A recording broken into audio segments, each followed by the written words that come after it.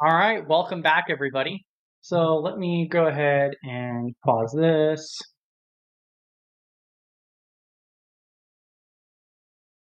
All right, so welcome back to week 47 now. And I'm going to go ahead and go through our typical introduction. Definitely throughout this, I'll give a little bit more information here in a moment. But as always, drop your questions in chat. I'm going to catch up on that here in a moment. I see something about Rhonda studying, potentially for the CISSP or otherwise. All right, let's see. So some of the different general guidelines. So it's a business casual meeting. The meeting is recorded and live streamed. So when you guys do come up on stage, I'll go ahead and drop the link for that, especially after the presentation. So that way everybody has the opportunity to come up. I definitely want you guys to feel comfortable to come up here, share your opinion, any resources, whatever questions you guys may have. So we could talk about it as a group. You can turn on your mic, your video, whichever you feel comfortable with. Definitely drop your personal LinkedIn and chat as well. You can't do it on the YouTube end, but you can jump into our Discord server, which I'll go ahead and put in chat as well. So if you go into our live stream chat there, you can go ahead and drop your personal LinkedIn. That will share it across the platforms. Definitely still share any resources that's working for you or anything else that you want to add to the conversation. Don't share anything that you don't want to be public. So if you do share something that you don't want to be out there, just reach out to me, let me know, and we'll go ahead and get that taken down or figure out what to do about that. All right. And then today, so we went through and started doing these segments here. And today we do have a speaker. So Carlin Clayton is going to be doing a presentation about roadmap development and career presence and so forth. So I'm going to transition over to that here in a moment. And that may go on for maybe about 30 to 45 minutes. We'll go ahead and see how that goes. Drop your questions as we go, and then we'll go ahead and allow people up on stage, and we'll go through questions and so forth. All right, let's see. And then standard open discussions, of course. All right, and welcome to the party, pal. Thank you very much for joining us today and sharing your knowledge. I'll go ahead and leave it to you. All right, thanks so much, Chris. Really happy to be here. I also want to give a shout out to Regine Franklin for hooking me up with this great group. So let's get started. So a little bit about me. I'm a learning and development professional. I've always worked in technology organizations. In the past 7 years or so, I've been in cyber organizations. And I'm a career coach. I'm a leadership coach. And right now, a big bulk of my work is I'm a fractional training lead for 2 cyber GRC companies. So I do all of their technical training, leadership training, soft skills training, you name it, and I do it for these smaller cyber companies. So I know the industry well. I know what it means to go from a junior up to a leader, and I've seen people grow and help them along that path. So today we're going to talk about corporate communication, business presence, and then roadmap development. And we're starting in this way so we can kind of talk about some skills that I think are important to have as you grow your professional career, how you need to show up, and then how do you get to where you want to go. So we'll start off here with corporate communication.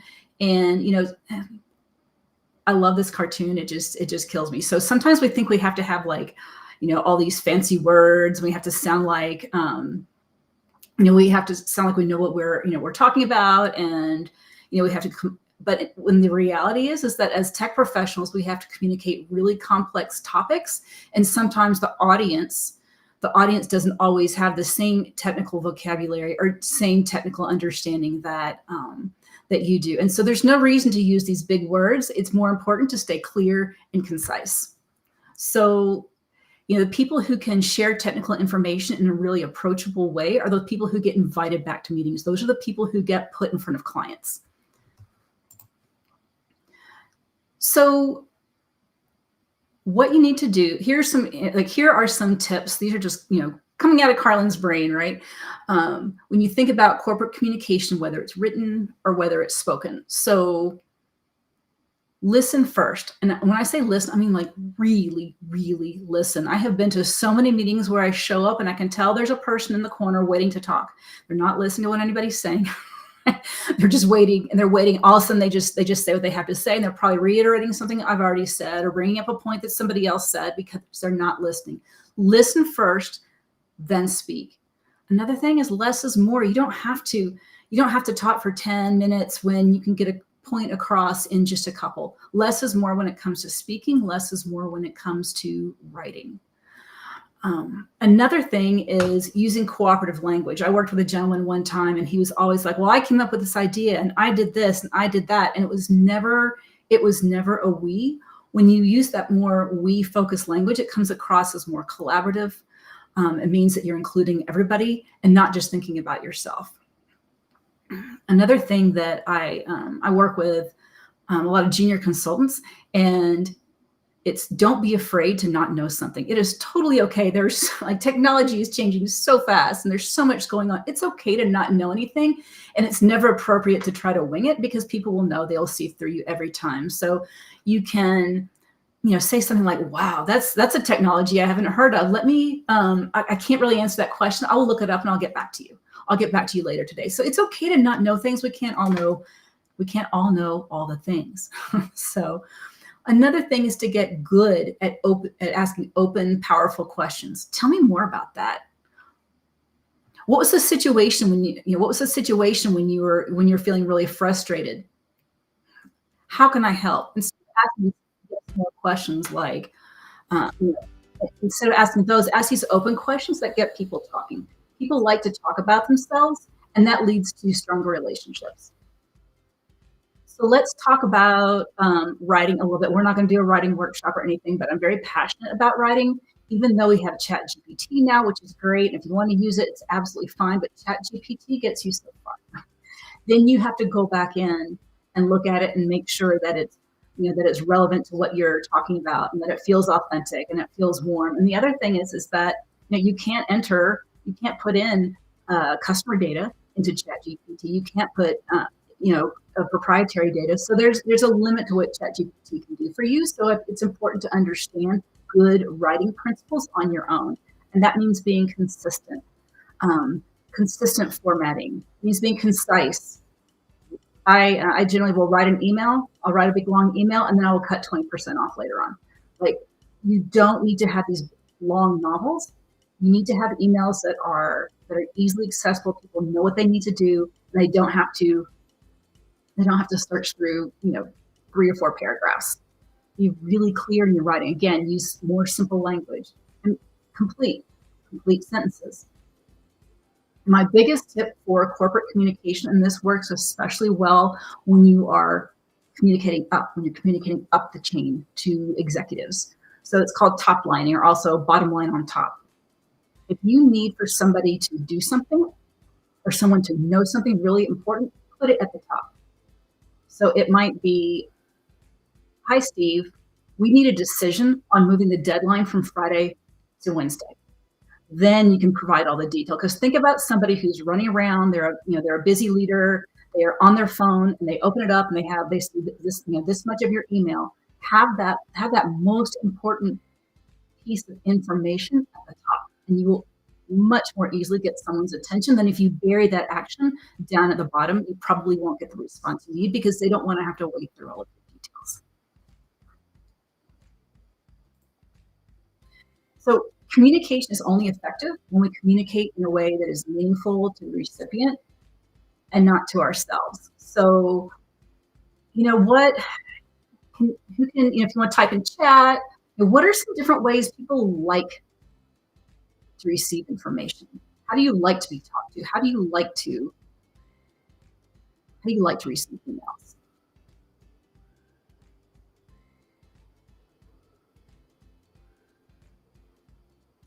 Maybe you're a person who likes a lot of data. You want all the data up front when you're being communicated to. Maybe you want to be communicated with warmth.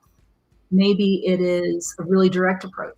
Maybe it is with enthusiasm or super, super succinct. Or maybe it's thorough. So, you can think of a time, just kind of think in your head, think of a time when you receive information in a way that was in a way other than what you would have wanted. So we've got some people here saying, well, Don't just call me or schedule a meeting. Don't just, don't just do it that way. I need a little bit more than that. Lead with the good news. Yes, always start off with the good instead of the bad. That's awesome. Um, Sometimes you have to have that tough conversation. You don't want to sugarcoat it, right? So let's take a look. Let's take a look at the way people communicate. So there's this communication process, and maybe you've seen this before. So no two people are the same, and we all are comprised of our different experiences, background, education, social status, culture, personality, nationality, religion, whatever it is. We all have this different background we bring to any conversation, and all of this influences the way that we see and interpret the world around us. And if we want to be effective in our communication, then we have to consider the other person's reality and not just act from our own perspective.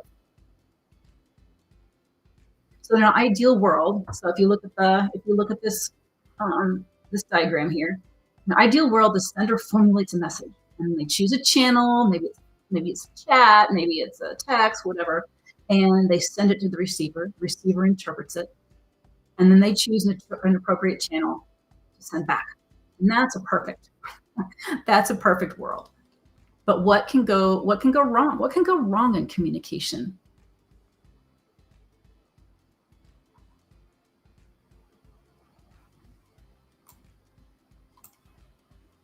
Maybe the sender's message is unclear. Or maybe it's challenging for the person to understand. Maybe it's not the right channel. I can't tell you how many times I tell people, just pick up the phone. You can't if you have an email chain you're on your like 7th or 8th thread, it's probably time for a phone call. So understanding what the right channel is for your communication is really important. The interpretation part, right? The receiver might be having a bad day. You might be communicating in a way that normally works for this person, and for whatever reason, had a flat tire on the way to work or whatever, and it's just your message that you wanted to send is being received in a different way. So it's always important to put that other person first. We have maybe you're not on the same page, and so there's some sort of misunderstanding, and so you have one picture in your mind and somebody else has another picture in their mind. It's like, you're talking about the same thing, but you both have this different image of how things should be. And I mean, great point there about, misinterpretation on text. You can, it's really easy to misread tone in a text. If it's a phone call or, Zoom or whatever, then you can get a little, those visual cues. So what you should consider is, what message do I want to convey? What do I know about the other person? How will they best understand or be interested in what I have to say? What or how would I like that person to feel after we have our conversation? Do I want them to feel enthusiastic? Do I want them to feel really motivated to go do something? Do I want them to feel like I have their back? Whatever it is, think about that too. What actions do I want the other person to take as a result of our conversation? So how do you want them to feel? What action do you want them to take? Think about these concepts and conversations that you have.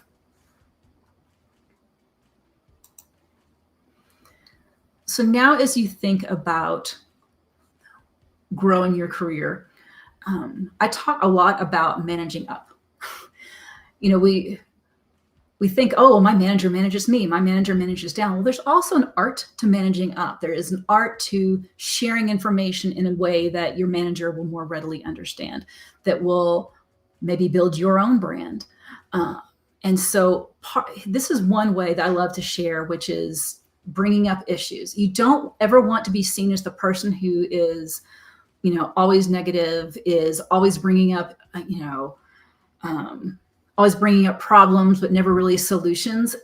And one way to think about this when you need to go to your manager for help is this model, which is kind of a weird name, SCAR, but it really works. And so it's the situation, it's the context, your analysis of what you think is going on, and then your recommendation. So let's look at an example. Here's a situation. The team has been working on automating this one data analysis task to help a deadline, and it's not working, and we're likely to miss go live. Okay. We had several ideas, but in the end, we went with Jordan's ideas because he was really pushing hard. We should have spent more time trying out some of our ideas instead of running with this. And so then, of course, the boss is going to say, well, what do you think? What should we do? Well, I think we need to cut our losses and do this manually to meet the deadline. I think it's going to mean putting aside some other work. Then, as a team, we need to evaluate all the ideas to see which one to go with. So imagine using a model like this when you're bringing an issue to your manager, rather than coming to your manager and saying, we're going to miss the deadline, and Jordan's being a jerk as always. When you show them that you are using your critical thinking skills, you've analyzed the problem, you have brought a solution, and maybe that's not the solution that you agreed to, but at least you have brought a solution, you're going to be seen as somebody who they're going to go back to for other problems to resolve. You're going to be seen as somebody who maybe they want to increase your responsibility, give you stretch opportunities, because you're showing that you are thinking about more than just the immediate, that you are somebody who's there to help the team and to help the organization. And it really can help your brand. And that's kind of where we're going to go next, is into your brand. So business presence, what does this mean? Well, you can't have a strong business presence without being self-aware. You have to be able to step outside yourself and imagine how you're showing up and how it's being received. And so some things to think about when you're thinking about being self-aware is, what adjectives would someone use to describe you at your best? How would they describe you at your worst? Pensive or inaction, not being good with action. What adjectives would you use to describe yourself at your best and at your worst? What are your professional strengths? What professional skills would you like to develop or enhance? What is your professional vision? What motivates you? Is it money? Is it responsibility? Is it flexibility? Is it a combination of those things? And then what are your core values? Asking yourself these questions and checking in will begin to help you build your business presence. Because if you think, I think my team members might think that I'm a little bit impatient, then you can think about showing up differently. Okay, I need to make sure and wait to ask the questions and not be so impatient and not interrupt people. Thinking about where you're strong and what you can enhance. So again, being self-aware is one of the strongest skills of being an effective professional and being an effective leader. And really, it's all about, it's about being authentic. And not being somebody who you're not. Think about,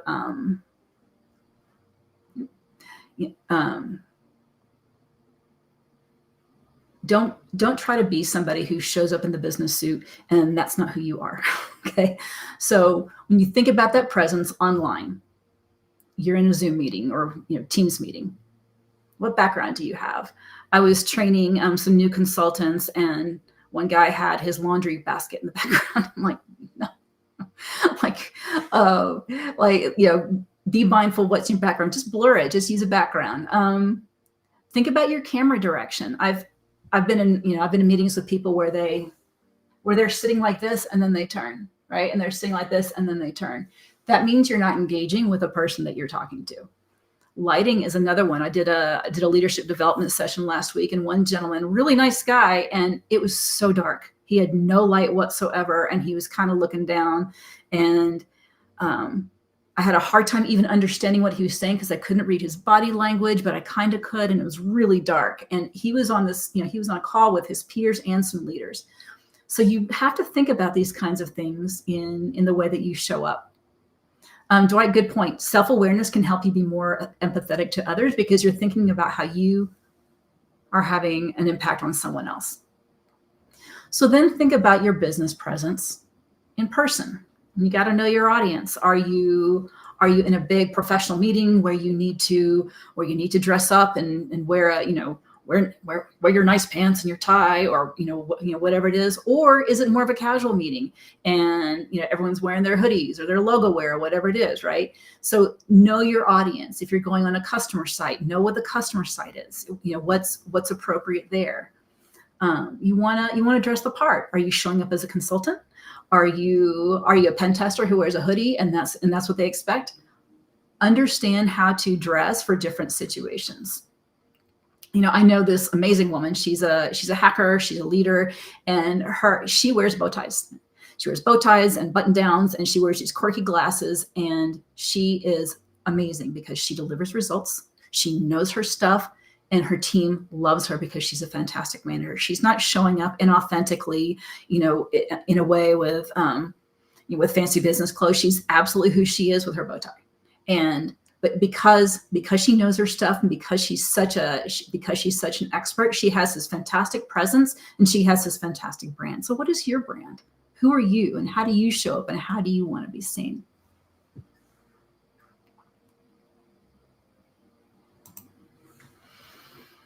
So let's talk about relationship building. All work is done through relationships. It's just how it is. So spend some time getting to know the people in your organization or your industry or your community. You've got all the people here in the Study GRC group. Get to know these people. These are the relationships. You never know when there's a job somewhere and you know somebody and they can connect you. All the work that I have in my coaching consulting business, I have gotten through referrals. And it just keeps compounding on itself. It's because of the relationships that I have built over the past several years. So when you think about those relationships, what do you want to be known for? Do you want to be known as the person who helps everyone? Do you want to be known as supportive? Do you want to be known as a wicked expert in your field? What is it that you want to be known for? Then think about what impact you're having on those around you. And are you acting in alignment with your values? Have you identified your professional purpose, and are you moving in that direction? And people in your network can help you do that. A lot of times people say, if I just had a mentor, I could have this fantastic career. And what I recommend instead is finding multiple people who you can have a coffee conversation with. Maybe there's somebody who's in cyber engineering and you want to understand that better. So you reach out, hey, I want to understand your role and really how to get onto the engineering side of things, and would love to spend 45 minutes with you if you have the time.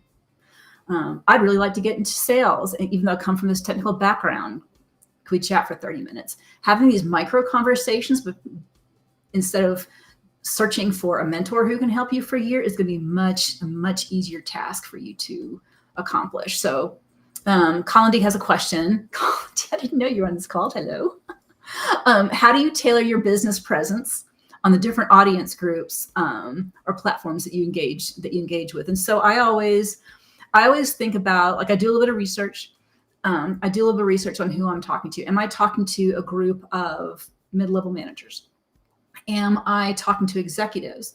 Am I talking to junior consultants who are really fresh out of college? I don't want to come across to a bunch of junior consultants as too lofty, too high up. I want them to understand that I'm there to help, but that I'm relatable, and that I'm there for them. So you do a little bit of research, ahead of time. So we've got Dwight saying he wants to articulate wanting to be, make an impact, or impact maker better. What you're saying, Dwight, is you want to be able to tell your story. What is the story of who you are and what you want to be? And that is something that you can practice, and you absolutely should practice. And micro-mentoring is mentoring, co-mentoring. That's awesome. Okay. So let's go on a little bit to the roadmap.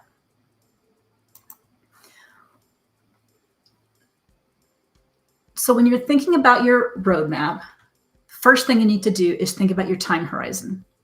And you can think about your time horizon in chunks, which is, think about what you want to do in a year. Think about then, okay, well, where might I want to be in 3 years? And then maybe where do I want to be in 5 years?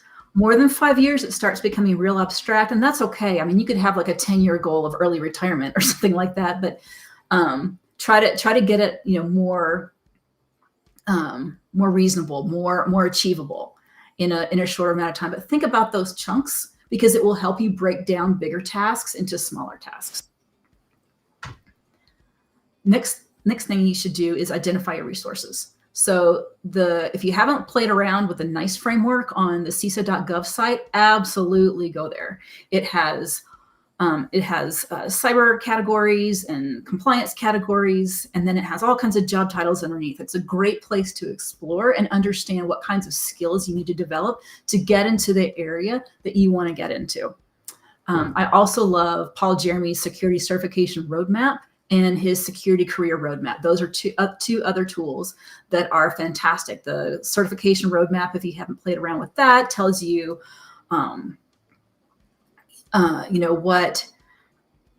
what are more entry level certifications, and then what are more advanced certifications, and where do they fit, according to what area you want to pursue. And his career roadmap again is a really great way to play around and kind of see, because people say, well, how do I, cyber's a big, it's a big, GRC, but that's a big umbrella. And so where are you going to start? Where do you want to start and see how you fit and see what works for you and what you enjoy doing? And then you might find something like, I thought I was going to like this, but I actually don't. So I'm going to go try something else. So there's all kinds of other ways to think about your career, not just your job title. You can think about sort of general directions. So think about, do you really want to be a principal? Like a technical SME, does that really sound like, I just want to be the very best, I want to know the most? I know a gentleman like this. He probably is in the top 5 people in the country in FIPS encryption. Like, he knows it better than anyone I have ever met. And that's just his thing. And, do you also want to, or do you want to be a people leader? Does that really motivate you to think about leading a team and getting work done through others? Maybe it's being a sales engineer and being, doing technical sales. Those people are sorely needed because they understand the product, the service better than most salespeople. Better than most salespeople do. Nothing against salespeople, but having a technical background, that it can be a really great career path for you. That's not necessarily doing the hands-on work. And being a consultant. Do you want to get into more of an advisory position? So you're going and doing FedRAMP advisory. So rather than doing the audit side of FedRAMP, where you're going through all the control families and seeing if everything's in place, you're over here getting them ready, like doing their readiness assessment, or maybe it's doing remediation with them. So being a consultant can also be a great career path, and it's good for people who love to be in front of other people, who love to engage, who love to ask a lot of questions and establish those relationships. Being a technical project manager is another good career path, because you have to understand the intricacies of all these technical projects. Being an investigator, even a pen tester, or is your ultimate goal in 10 years, do you want to be an ISO or CISO? Is that where you're going? Because that's a foundational path that you have to lay very purposefully. You're not going to become an ISO tomorrow, right? So think about the direction that you want to go. And so where are you strong? Think about where you're strong. I'm really good with people. I'm really good in conversations. So lean into that. What development do you need? Well, my time management's maybe not where it should be. Maybe I need to work on getting more organized. Okay, so maybe that's an area of development. So having that self-awareness, right? Having that self-awareness of where you're strong and where you can have some development opportunities will help you on your roadmap. And sometimes I say, if there's stuff that you're really not good at, let it go. You don't have to be good at everything. So maybe there's certain things. It's like, that's actually not my wheelhouse. I don't ever want it to be in my wheelhouse. So I'm going to kind of just push that out of the way. That's a great question, Ape. Can I be a business owner? We have these fears. We have these fears that we develop in our heads. We have these stories that we tell ourselves. I'm not good enough. I'm not smart enough. I could never do that. We tell ourselves these stories, and you can absolutely do it. If you would have asked me 5 years ago that I would be, running my own successful business, I would have been like, No, I won't. I'm gonna retire and working for some tech company, and that's just how it's gonna be. And I don't know. I just did it. I said, you know what? Now's the time. It just felt like a really right time, and I made some mistakes, and I've done some good things, and I did it. And you too can absolutely do it. But you're right. You have to think about that vision and start thinking those empowering thoughts, and think about where you want to be and how you want to get there.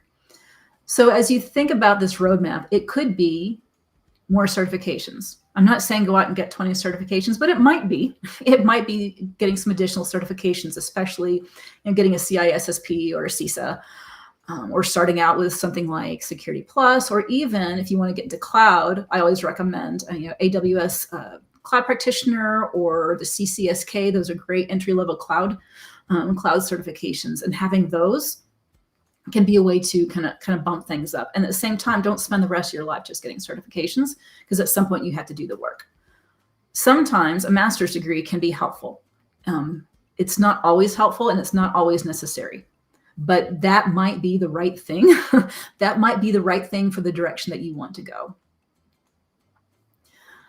Okay, Brian, you've asked the $1 million question. How do you pivot into cyber with no IT background? Oh, transferable software skills. This is a really interesting question. So I want to make sure I say this carefully. Some ways to get into cyber. You could go into a cyber company and get into their help desk or their IT team, and then move in. I have seen people do that. I saw a gentleman, he was on our help desk team, and he moved into high trust and was doing high trust assessments. And so that's one way to do it. Like, get into a cyber organization with your tech skills. I would say, don't be afraid to take a lateral move. Don't be afraid to take a slightly lower role if you can see the trajectory that it will take you. You might need to take a more sort of like assessment kind of role in GRC, like going in and assessing, FedRAMP or SOC or ISO or high trust, something like that. More of that, more on the assurance side, than moving into more of the consulting type cyber stuff. If you're wanting to get into pen testing, I will tell you that pen testers do a lot of their work not at work. They're doing hack the box. They're doing capture the flag. They are out there. They're constantly doing that kind of stuff. And they're getting known in the community. It's going to be much easier for you to go get a pen testing job, especially if you want to start with something like AppSec. AppSec is a great entry point to pen testing. If you're known, you have a handle, and everybody knows who you are, and you've been at these events, you're going to be more likely to get into that kind of role. All right, I'm trying to catch up with chat. We have someone here saying the best way I've noticed to pivot is by swapping departments in the company you may already be working in. Absolutely. People love to help you in an organization. I always say, as a leader, your next role, I'm going to help you get your next role, whether that's a promotion with me, or whether that's in another department, or whether that's in another organization. I want to help you get to the place that you want to go. And there are so many managers that are like that too. They want the best for you. And so, yeah, absolutely. Build up some credibility, build the relationships on the team you're on, and then work with your manager and say, hey, can I do some job shadowing? Could I sit in some meetings? I'm really interested in this career path. Most people are going to say yes. You're not saying, hey, can you promote me into this role? You're saying, hey, can I learn about what it is that your team does? Because I'm super interested. All right. So when you think about creating your development plan, we all talk about SMART goals. Don't worry about over smartifying your own personal goals. It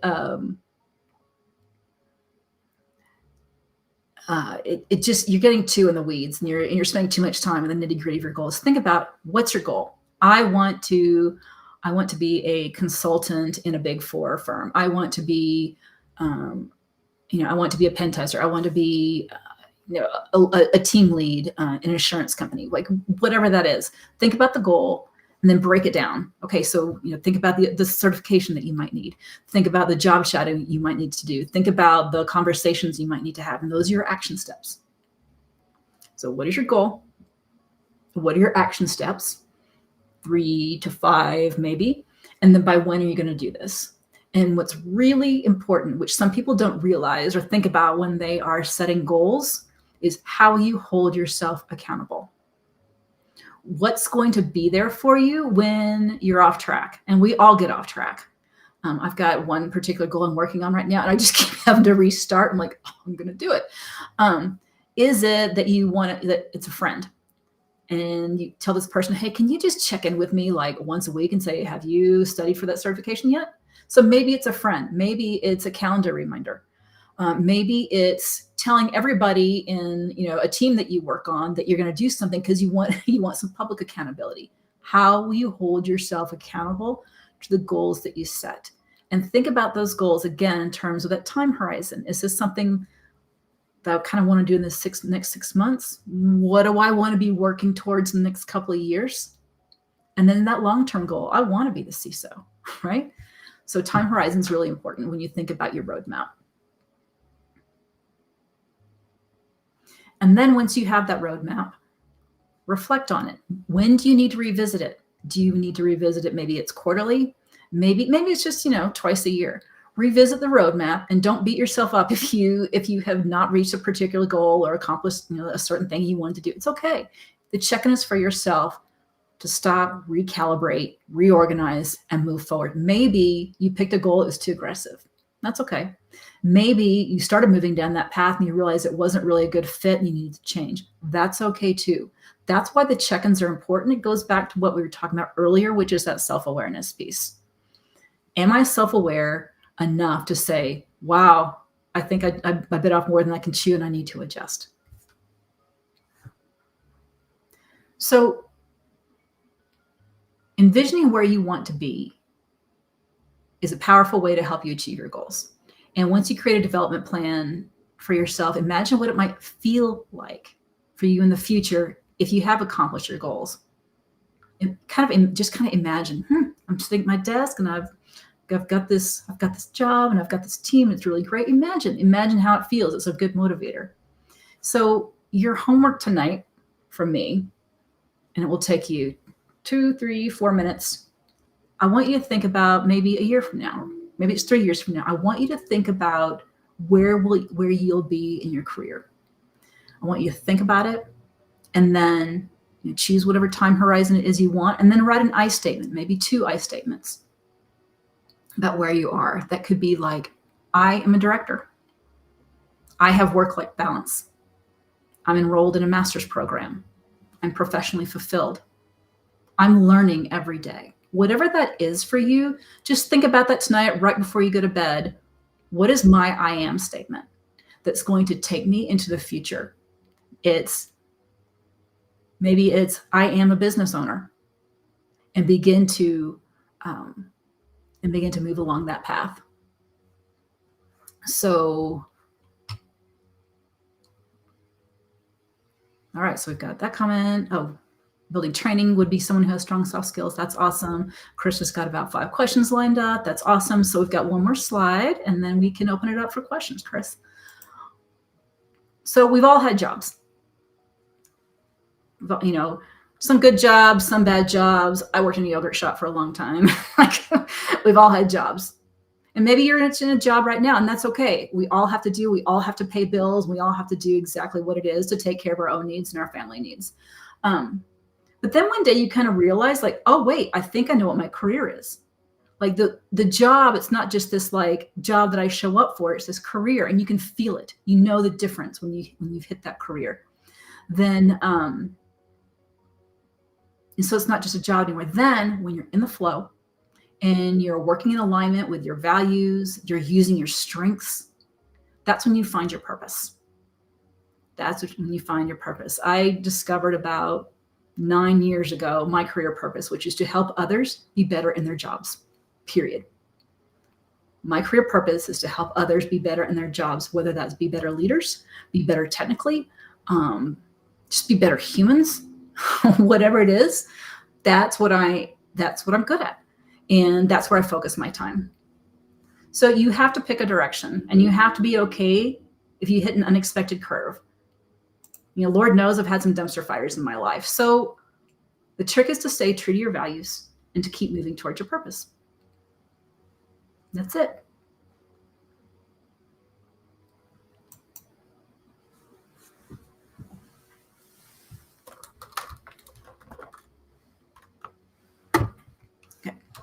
Okay. All right, perfect. Let me see here.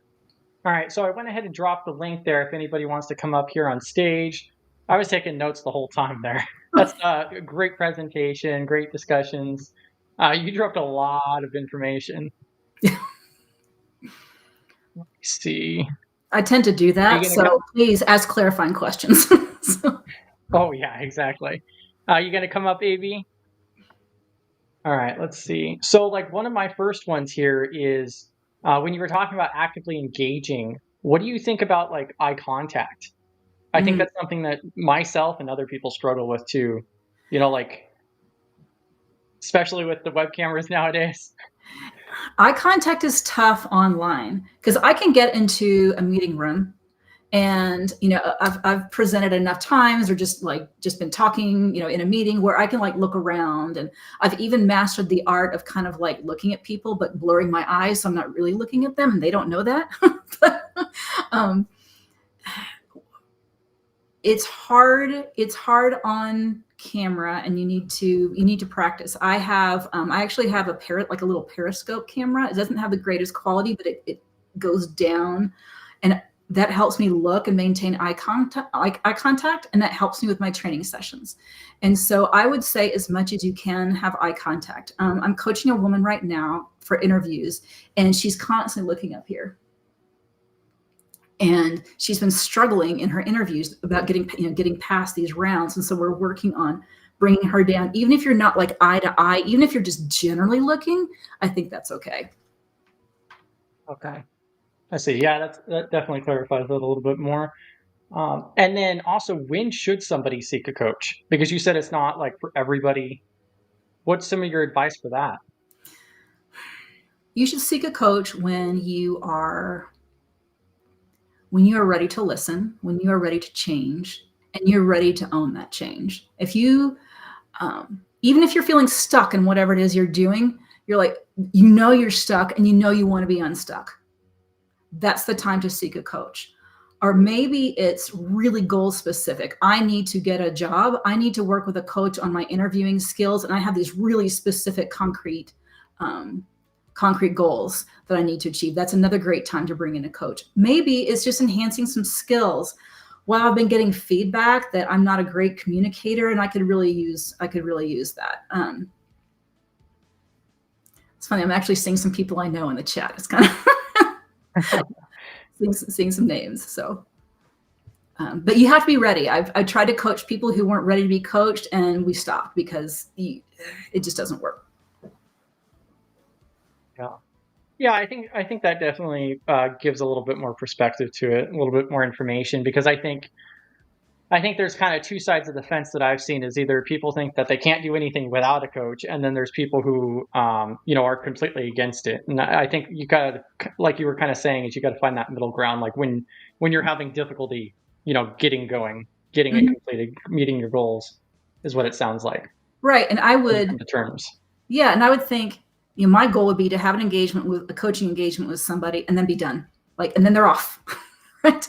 And then maybe they come back occasionally and check in, but the goal would be to have a really focused time together and really build some skills.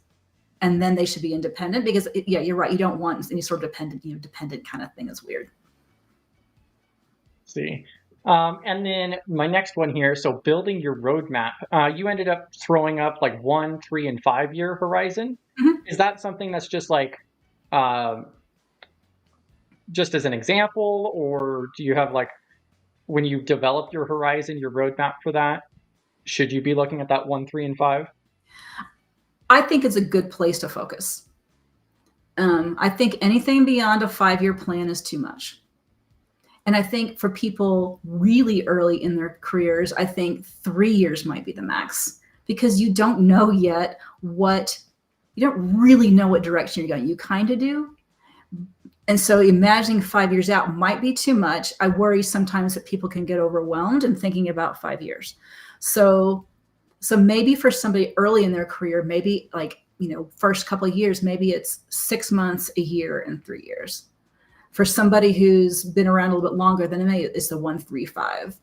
And then I've talked to people later in their careers who are really planning, what does retirement look like for them? They still want to be doing, I'm talking to a pen tester. He still wants to be doing the technical stuff, but he doesn't want to work at a company anymore. He wants to retire. And so we're talking about him working for a not-for-profit. So it's like, but that's more in his like 10-year plan, right? And he's at a point where he can talk about that. Right. Yeah, I think that applies to not only myself, but a lot of the different people in chat too, maxing that out. Because I have talked to people too, just starting out, trying to transition in another career, and they're already looking 8, 7, maybe even that 10-year mark on where they want to be. So, all right, let's see. Yeah, and if anybody else has any other questions or anything else, go ahead and drop that in chat, or you guys can also come up with that link. I still have more. Let's see. Oh, one of the things I was going to also point out too is that you also say areas for development, by the way. Mm-hmm. That was one of the key things that I noted, just because I really like the fact that you're using that terminology, because I've heard a lot of other people refer to it as weaknesses, improve on your weaknesses. But you kept saying development, your areas of development. Mm-hmm. I wanted to call that out in particular, just because I really like the verbiage that you're utilizing. I take a positive approach. I always take a strength-based approach, whether it's through my training or through my coaching. People have inherent qualities that are good qualities, and maybe there's just some things they need to work on. Maybe they just need to fine-tune, and you should always build somebody up. And I have never believed in tearing someone down. Yeah, and it's really interesting to think about how just words can make it that big of a difference. So that's one of the big things that I took out there. And then, oh yeah, and Rhonda said that she noticed the same thing. So, and then here we go. So then AB. So Carlin, how to handle setbacks? Almost everyone will face setbacks. I sure did. You're right. We all have setbacks. We all think that we're going to lay this like perfect plan, and I'm going to do this. I'm going to get this job, and I'm going to get this promotion and work at this company. I'm going to do all these things. It's going to work just like that. It never works that way. It just doesn't. And when I look at my career path in hindsight, it all makes total sense. If I think about it from the beginning, it's like here and then here and then here and then here. And so it's interesting. I was actually having a kind of a text conversation about this today, whether it's a setback or you're having a down day or whether you're negative, acknowledge it. Absolutely acknowledge, wow, that sucked. Wow, I really, I messed up. I didn't get what I want, didn't get the promotion, got laid off, whatever it is. Acknowledge it and sit with it for half a day, sit with it for a day. Then it's time to practice that resilience, to build up that resilience muscle. Okay, that one setback doesn't define who I am. It doesn't. I can recalibrate. I can readjust. And so let yourself have that moment. If you ignore it and like tuck it away, that's when it can kind of fester over time, right? So acknowledge it, and then move on and talk to somebody about it. Hey, I'm trying again. I could really use some motivation. Can we go have a coffee? I could really use a pep talk. Let people know in your network that you need a little bit of a boost, and that can also be helpful. Yeah, and like PBO, Professor Black Ops is a regular, and like he stated, is 5 years goes by pretty quick. So those setbacks you probably won't even be thinking about. I think that's where he was going with that part. Yeah, I mean, 5 years does go by quickly. I mean, life goes by quickly. And so the more we can stay present, stay where we are, and then just keep going, and then keeping a positive attitude. I'm not some like Pollyanna, rose-colored glasses, everything is perfect, but looking at the bright side of things and what you can do versus focusing on what you can't do is going to help build that resilience muscle. Oh yeah, and then this was also from earlier. So B-Dubs mentioned go make a friend, and let me go ahead and pull that up right quick. But that was in regards to when you were talking about like engaging community and so forth. Let's see. I believe oh yeah. So I'll go ahead and drop this in chat. Matter of fact, I'll probably just do this real quick. So, oh man, I have a lot of tabs open now. Way more than I thought. All right. Oh, there we go. There it is. So B-Dubs has a blog here, and just couple weeks ago, made this article about go make a friend. This is based off of Luke J that's in chat as well. So his wife had told him, he talked about and introduced himself a few meetings ago about how he was kind of isolated for years there in the industry. And then his wife told him, like, just go to the conferences, go make a friend and so forth. And it's really like united a whole group of us, actually. And so now we have a name to call it by. So I wanted to throw a shout out to that as well. Yeah, a lot of times I'll talk about having your own personal board of directors. It's the exact same concept. And I have people at different levels. I have a woman that I haven't worked with in 10 years, and I will still call her if I have a question, because I know, she has walked me through how to have a difficult conversation with an employee before. So there's just different people, different people that you're connected to in different ways. And just expanding that network can be a great support system. Love this. Yeah. Directly off of the key takeaway there. However you do it, just go make a friend, find your tribe, stay active, give back, and watch the connections flourish. Her articles are amazing. She just recently started up probably about 6 weeks ago or so, finally, after everybody's making her do so. Wow, this is a person I need to make a friend with, so I can tell. Exactly. We had a quick question. Someone asked me, do I mainly deal with cybersecurity clients? So actually, I have quite a few people in HR, for like HR and marketing. Those people tend to come my way. I've got a gentleman who's general counsel, and so really, I would think, yes, I know the cyber world and tech world, and I love talking to those people because I can speak that language. And a conversation is a conversation, and so. I'm focusing on coaching professionals. Am I off there, being a life coach? That's not really my thing. I'm not a parent coach, definitely coaching professionals, and really regardless of industry. Yeah, and I also just dropped her website, and then also I'm dropping her LinkedIn and chat again too. So definitely check that out. I honestly, amazing information that you've dropped. I'm gonna have to go back through and rewatch it too. Well, that's awesome. Yeah. So anywhere, thank you. Seriously, hit me up on LinkedIn. Happy to answer questions here and there. Just happy to be a thought partner. Don't think of me like, oh, I can't reach out to Carlin because I'm not going to engage with her as a coach. I'm just happy to talk and meet people. I mean, that's what Regine did. She has reached out. She's like, hey, I would like to talk to you. And it turns out now I've met this amazing woman who completely inspires me, and she checks in on me and I check in with her. And just because she decided to reach out one day because I was on a podcast. So happy to be that person. Happy to have conversations. Yeah, and then also, do you need to send off here in a moment? I'm good for a few more minutes, unless you need to let me go. Oh no, you're good. You're good. I was going to ask you, what about Simply Cyber? So I think you've heard about them before. I was just kind of curious. I think I follow a newsletter, I think, and just kind of. Oh, okay.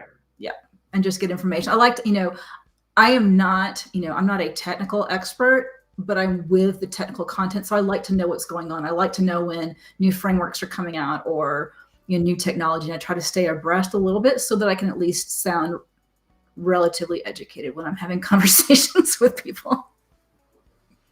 Well, and that's one of the big things that I noticed. Yeah. So having that, at least being able to talk on that, just like you mentioned, the certification roadmap Mhm. that I dropped in chat there too, that you mentioned from Paul Jeremy. Mhm. So I'll drop that again too. But it's information like that in the CISSP. You mentioned the CCSK. So that's a lot of different stuff that we've mentioned before. Mhm. And yeah, you'll definitely get coaches that they're not familiar with that because they don't work with the cybersecurity realm. Right. I think this is an interesting question. I mean, it is true. Different teams, different industries, different whatever. They can sometimes have a personality. You know, speaking with a sales team, right, can feel like it has a different personality than maybe speaking with someone in cyber. But I think the important thing is to remember is that not everyone is the same, and not to overgeneralize to a particular focus area, and be sure that you're talking to the person and not the umbrella.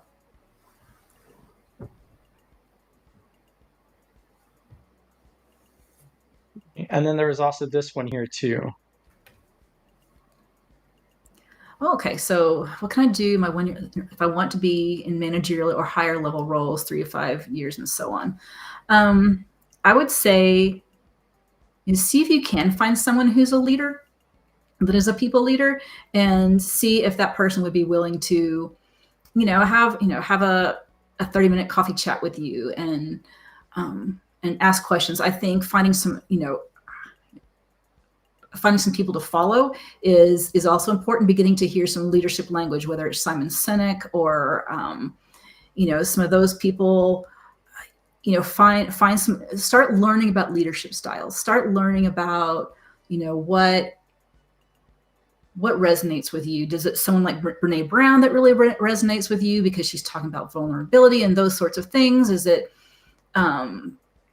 good to great and it's a little bit more business focused? Is it John C. Like there's lots of different ways you can go in leadership. And so I would start watching some TED Talks, going on YouTube and just listening to some different people and find out what resonates with you. I think that would be a great place to start, and then find people who are people leaders and kind of see what they can share with you on some of their lessons learned. Yeah. And did you have a question, PBO? Yeah, just a quick one on your goals. I always tell people you should fail on a couple goals. Some of your goals should be so big. If your goal's not big, you're thinking too small and your goals are too little. What's your thoughts on that? So I feel two ways about it. It's a great question. I don't want someone to set themselves up for total failure because they have, reached too far. At the same time, if you don't stretch yourself, you are not growing. Growing should be uncomfortable. At sometimes starting a business, I've had to learn things I don't like to do. Mm-hmm. I don't like finances. But I have to learn how to do that. And so, you can't be afraid to fail. We can't be afraid to make mistakes. And then that's when we can make those pivots. Like, okay, I tried this thing, I failed it. I actually don't think that's the right direction. Now I'm going to go somewhere else. You're never going to know if you've chosen the wrong direction if you don't try. So my thing too is, if I'm trying to be manager, then if I don't get there, maybe I'm a supervisor, then a division chief, right, and walk up that ladder. So that's kind of how I try to tell people. I don't really tell them it's fail and you just didn't quite make it, right? So it's so that's kind of how I look at it. So, and two, I think, Chris, we talked about bringing in different management styles and projects and lead projects in a controlled environment and let them talk to, I call it management speak. So, yep. It's a great point about leadership, and that there's functional leadership, mm-hmm. and then there's people leadership. And being a functional leader, I'm leading a project where I am resourcing, I am I'm checking in with people, and maybe I'm evaluating their quality or their whatever they're doing. Being a functional leader is a great way to learn mm-hmm. how to have those conversations. It's a good ladder yep. up to being someone who has actually their own team. Yeah, because I was a supervisor for a while, hated it, but like you said, manager, a lot of times just work with budgets and people, right? So It's just different level depending on how big the company is. Like I work for Fortune 500 pharmaceuticals. They had like 10 layers of management. Where I worked with a startup where it's pretty flat. So you might have a team of 4 and it's just you and you get to talk to the president. So like I said, it's different levels of that. Yeah, and then also AB had 2 different questions here. So wondering about what kind of podcast, YouTube, X, like who do you follow in this type of space for coaching? And then also if you have any book recommendations. Yep. So, I mean, Simon Sinek is my person right now. I just love listening to him. I like to read a lot of Adam Grant.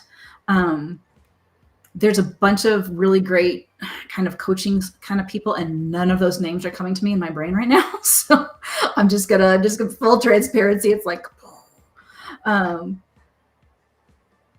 would say you cannot go wrong with Brene Brown when it comes to leadership, and she's a great person. She's a great person to listen to. I also like to get into there's Good to Great, Jim Collins, and Leaders Eat Last, those sorts of things. And that's really lost my train of thought. Did totally lose my train of thought. So I don't know. I'm kind of all over the place. I'm not a huge podcast person, so that's kind of not my great. I'm sorry, I can't answer that one better. Sounds like you do have some of that to an extent, but maybe you could do a LinkedIn post or something like that in the near future to share some resources. I would absolutely like to do that. I actually read a lot of Harvard Business Review. I know that sounds geeky, but there is such good research coming out of Harvard Business Review. I read a lot of that. I would say half of us are pretty knee deep in NIST, so NIST is king. Especially PVO over here, 853 SME. Shout out to me. Rev 5, baby. Been all over, done about 3 videos already. Go ahead, AB. I'm cutting AB off. Let AB in there. Yeah, how's it going, AB? No, good. Carlin, looks like you wrote a book yourself that I'm not aware of. You sound like you have so much experience that you could put together in a book. I was going to say, did you write a book? I could see it. Yeah, especially with that kind of talk. Oh, yeah. You can self-publish on Amazon pretty easy now. You can use technology. You can self-publish on Amazon and come up with a book pretty quick. Well, maybe that's my big stretch goal. I got faith in you. Let's go. And Space Talk is one other question. How do you? No, go ahead. Oh no, go ahead, AB. You're good. No. Sorry, no. So, Carlin, my question was how do you keep relating with people, right? You said, of course, you work with tech people, tech and cyber tech and maybe AI now. I don't know if you help them. So, but to relate with those, how do you keep up? When there's a big relationship building is such a big under communication. Different fields. Like cyber has different kind of. So even between a penetration tester, a red teamer, also, and a GRC under cybersecurity. So those two people will speak differently. I'll say 2 things. First thing is that I keep a curious mindset. It's not about me. It's about the other person. I am asking questions about that person, getting to know them, and it's not about me at all. Even if I have an experience that is very much like what they're going through, I don't bring it up. Because my lived experience is not the same as their lived experience. That's the first thing. And then the second thing is that I don't tell people what to do. I don't care if you're a red teamer or a pen tester or a HR manager. It doesn't matter. I don't tell you what to do. I help you figure out what to do by asking good questions. What's getting in the way of you getting that promotion? What do you think the right next step is for you? That's what it is. People are coming up with it themselves. I just ask the good questions. Okay. That's good to know. Thank you. Is that the difference between a coach and a supervisor, you think? Telling versus asking? A good supervisor is a good coach. I'm at COD, so I usually give orders. But go ahead. I mean, sometimes, so here's what I'll say. In coaching, whether you're a supervisor or a coach, there's a sweet spot in the middle, and it's guiding. You're guiding that person along a path. Sometimes you're directing because you have somebody, maybe they're newer, or maybe they're having an issue, you're directing, or maybe they're super motivated and you're following. And so you adjust where you are as a supervisor or whomever. Am I guiding this person, or do I really kind of move into director mode, or can I just kind of follow them and just let them tell me what's going on? Well, a lot of times, especially in IT, we so project driven. A lot of times, sometimes you don't have the luxury of, asking those type of questions. I'm gonna tell AB what I need from him. I need is him to smile and salute and get on it. What's your thoughts on that? No, I know. I mean, I just did a big leadership session with call center managers, and they have no flexibility. No, that's true. I work. It was hard. Like some of the stuff, like, well, Carlin, I can't do that. I'm like, no, you can. No, that's true. So, Carlin, as a coach, you have a roadmap for the person, right? They will follow the roadmap. You, as a coach, will help them, guide them where they are trying to, seeing some delay, that you will try to introduce, your own, knowledge and help them, right? So how typically, I mean, it's a very generic question, it's a person to person, but how long is a coaching that you would do with a person? Like 2 months, 6 months, like 1 year? It depends. I would say somebody who's really just looking for a job and looking for interview prep and just kind of a little bit of coaching around that might be 4 to 6 sessions, because the goal is to get them the job and get them going. If it's more of a leadership development type thing, my engagements are 6 months, and we're talking every other week. Okay, yeah. And my question was from the point of understanding there is a distinction between being a coach and being a mentor, So do you also engage being a mentor? Have people asked you to be a mentor? I have been a mentor in the past. Yeah. And it's a lot more, it's a little bit more telling. It's a little bit more sharing your own experience and how you did things. But even still, you should infuse some coaching stuff, because they are different. You're right to call those out as different things. A mentor is going to be sharing their knowledge, sharing their experience a little bit more, whereas a coach is not sharing their experience. A coach is building up the other person. Okay. Well, that's good to know. Yeah, that's a pretty good distinction there. Yeah. Let's see. Yeah, one of the other key things that I also noted down too was that table that you had: goal, action steps, and by when. I got a lot of good information out of this. Yeah, and I like that. It's so simple. You don't need to overcomplicate your life. you don't need these big matrices and these fancy journals and all this stuff. What are you going to do? How are you going to get there? And when are you going to do it? Yeah, keep it simple. I got a society question for you. Do you think boomers are clogging up the pathways? Like young Chris is trying to get in and the old people won't get out the way. You think people can't retire? You think people just kind of off? I hear a lot of people say the boomers won't retire. What's your thoughts on that? You can always pass if you don't like my questions. Like, I just want to throw that out. You're asking a generational question. So here's what happens. You have boomers, and I have, I'm not, for the record, I'm not a boomer yet. So Gen X, baby. People have not planned for retirement the way they should have. I mean, that's just, right. A lot of people haven't. And so they get into these careers and all of a sudden they're 60, whatever. And they're like, I can't retire. So no, I'm not going to leave. Like, why would I leave this job? Why would I want to do that? And so, yeah, I hate to say it's a problem. Those people have a right to work just as much as a 22-year-old who just got out of college.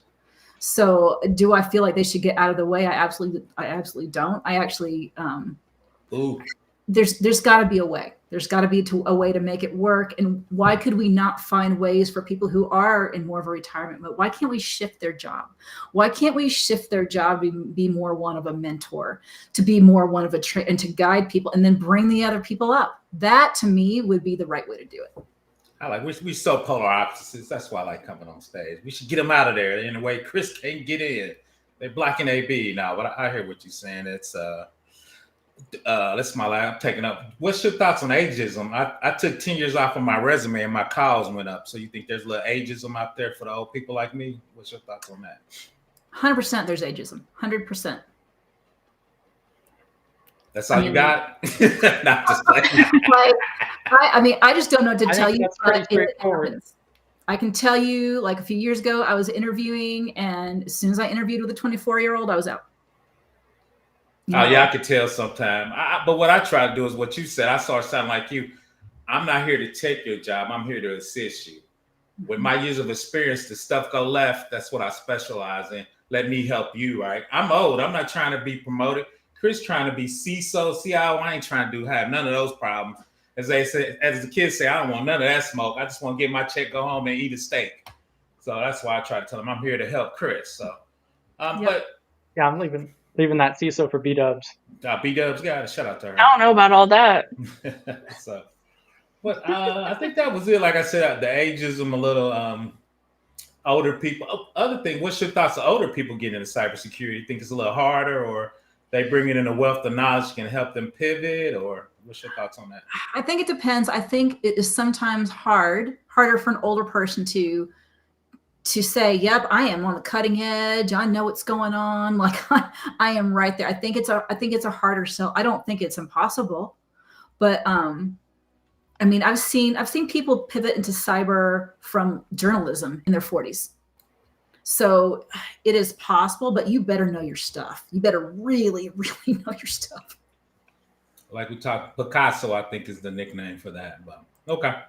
Thank you very much. Back to you, Chris. My bad. Oh, you're good. No, I'm old. I'm trying to get out your way, man. I just said the old people clouding it up, man. I got to get out your way, man. We both know you're already trying to step out the door, work from the sidelines, just direct this around. Let's see. Oh, yeah, and then I'll drop that in chat again, too. So we have that little short code for PBO now. And then are you going live tomorrow night, too, for I think you're doing third-party risk management. Yeah, we're going to talk about DPAs, data process agreement, the legal part of GRC. A lot of these people in the chat are just doing a click through when they sign up for web applications. They have no idea what they're signing up for. Shout out to us. And we looked at that one DPA. Remember, we were giving worldwide rights to our software on that one. Was it Trello we was looking at? So yeah, just gonna go over just gonna go over DPAs and kind of the legal part of GRC. I think a lot of people are missing. When you get at a certain level, you need to be able to look at the nuances of a contract and at least send it to legal. All right, I'm going to answer this question.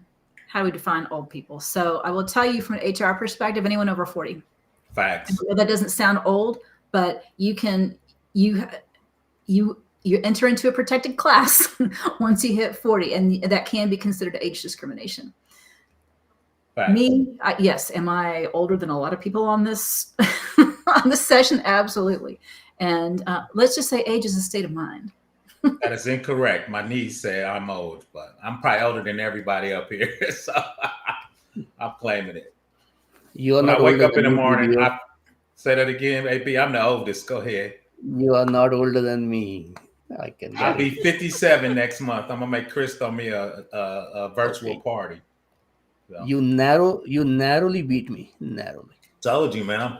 And two, I grew up in the hood, man. I'm aging in dog years. I'm really 67, man. I had a hard life, man. So I've been aging in dog years, man. B-Dub's down there looking nice, and she living that soft life. I don't know nothing about that life. But I don't know about Carlin that. had a question for you. Yeah. Carlin had a question for you. There are like new and younger people getting in touch with me here where I am, DC, Washington, DC area, DMV. There is a team that works with me, and we think of imparting technical knowledge, but at the same time also on the lines of what you're sharing, being a coach and understanding them, leading them, support, providing support, all of that. So let's say when we plan on bringing a coach, now that could be you, or that could be somebody local, so the initial engagement for these new people that we have, uh, to have a coach come in, would you recommend the coach, the initial 1 or 2 meetings be in person, face to face? Face to face is always better. But I can tell you, as somebody who does 98% of their work remotely, it is doable. I do leadership development sessions all the time. I do coaching all the time remotely. I went through my entire coaching certification online with a cohort. So yeah, is in person better? It always is. And I also don't let technology get in the way. I think if you're good with your platform, I think it works. Okay. Thank you. And so I wanted to add a little bit of context here too. So like at Wild West Hacking Fest, one of the conferences that some of us went to back in the beginning of October, Wade Wells ended up doing a really good presentation about social skills, especially in the cybersecurity realm, but it really applies across the board. And he threw up all kinds of statistics. He did tons of research on this. He published the slides and so forth on LinkedIn as well. And like one of the big things that surprised me is that going through and making community, making connections and so forth on the internet is great, but it can actually, like the example that he gave is like if your primary source like me is Discord, for an example, talking with the community and so forth, if that's all you have, that can actually have a more negative effect on you than if you didn't even have that. Because what happens is then when you're away from the computer, when you're going shopping, out and about, doing other activities away from that device, from that community, then you're more isolated and worse off than if you didn't even have that in the first place. Which is like a huge premise of what he had was, prioritize those face-to-face interactions in the first place, whether it be training, local meetups. I think the same thing goes with professionals too. Prioritize that as the top, preferred. Like you should be doing that at least, I think he said like 2 or 3 times a month, ideally. And then, you could still offset that with the virtual aspects too. I loved it. I can't wait until it becomes public. I mean, it's a really great point, Chris. I mean, so here I am, doing as much remote work as I do, and I have all kinds of coaches locally that I meet up with and have coffee. I on purpose joined my local coaching chapter so that I could meet people, because those face-to-face interactions are happening. Because you're right, there's a whole epidemic of loneliness, which we could have a whole other session about, I suppose. And it's because people are so online instead of doing more of that face-to-face. And there's a hilarious discussion over here about about fuzzing your eyes.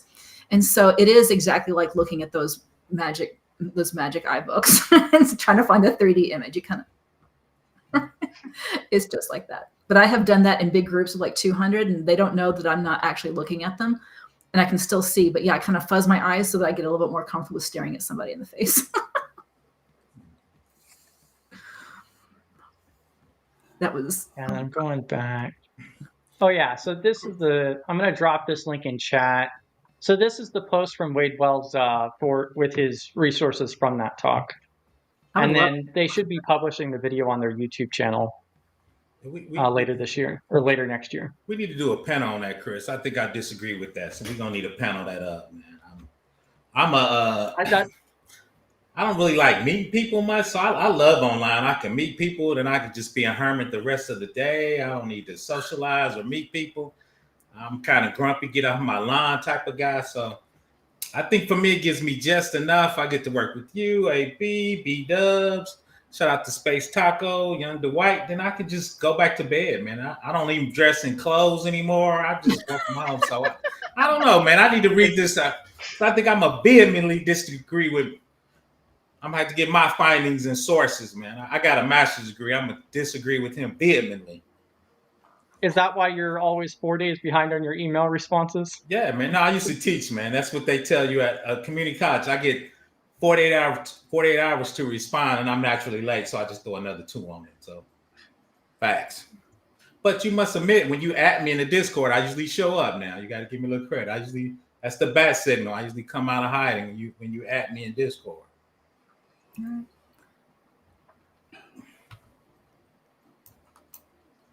Yeah, we will definitely talk about it more. So December 19th, I believe is what it is. So our meeting on December 19th is actually going to be a panel of a few of us who attended the different talks at Wild West, and we're going to be giving like some of our key takeaways and discussing it at further length.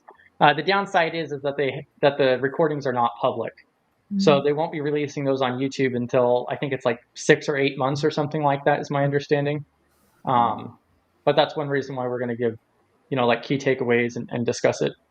So you'll have your opportunity there, PBO. You can get those slide decks from that link there too. All so that way you could prep your side of it, because he's already done all the work for me to defend it. Like she said, I just think people learn different and communicate different. So 100%. So I'm trying to get where, like you said, online I communicate different than when I'm in person, right? So I'm trying to master those 2 channels of communication. All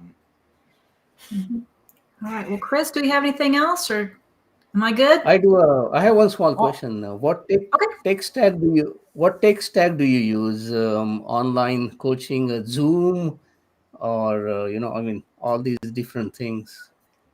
Like, do you use Google Meet? Do you? Yeah. I prefer Zoom, and I choose Zoom because I also use it as a training platform. When I use my own account, I mean, I've used Teams and I could do it. I prefer the options in Zoom. The breakout rooms work way better. The sharing, like the whiteboard, like everything just works better for an interactive training session. I can absolutely do it in Teams, but so I prefer to use that. I started off with Google Meets and I just didn't love it. I certainly couldn't use it as a training platform. So you don't like the Microsoft tools? It seems like you get more tools in Teams though. I'm really picky about my breakout rooms, PBO. So, but I do Teams training all the time because my two main clients, that's what they use, and that's how I deliver it, and so it's fine. So they have. I'm trying to. Me and Chris been talking about. They have so many applications in there, so I'm trying to figure out how to master them for the communication channel, especially GRC. Trying to get out of spreadsheets.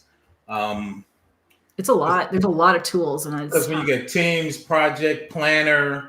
Power Automate. Once you get fancy, then you could do. I don't know. Can you do breakout rooms in Teams? I've never seen that in Teams. Yes, you can. Be set up right. Okay.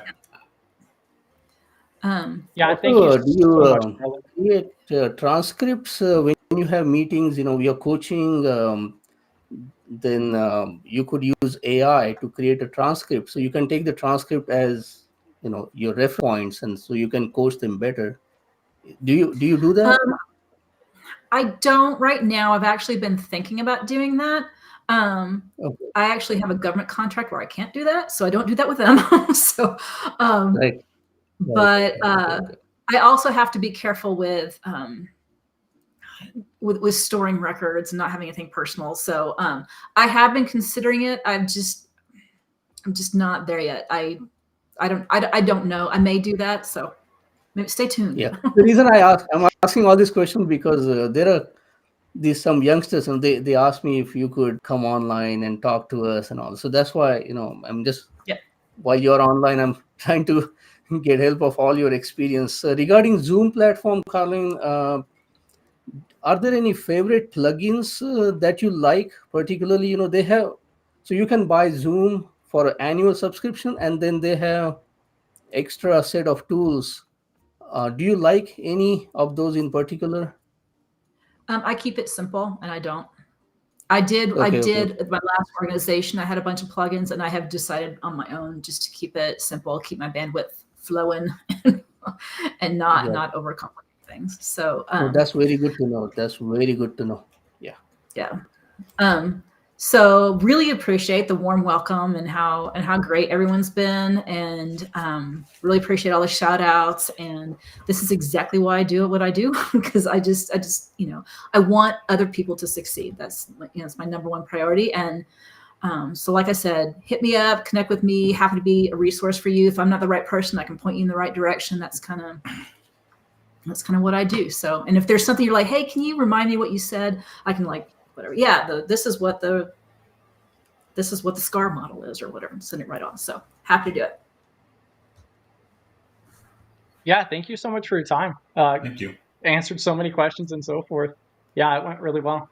All right. Well, thanks for You having have me. a great Everybody. rest of your night. Okay. All right. Bye. Yeah, thank you. Chris, I want to dovetail something real quick. She said, I know she was trying to get out of here. That's why I asked that question.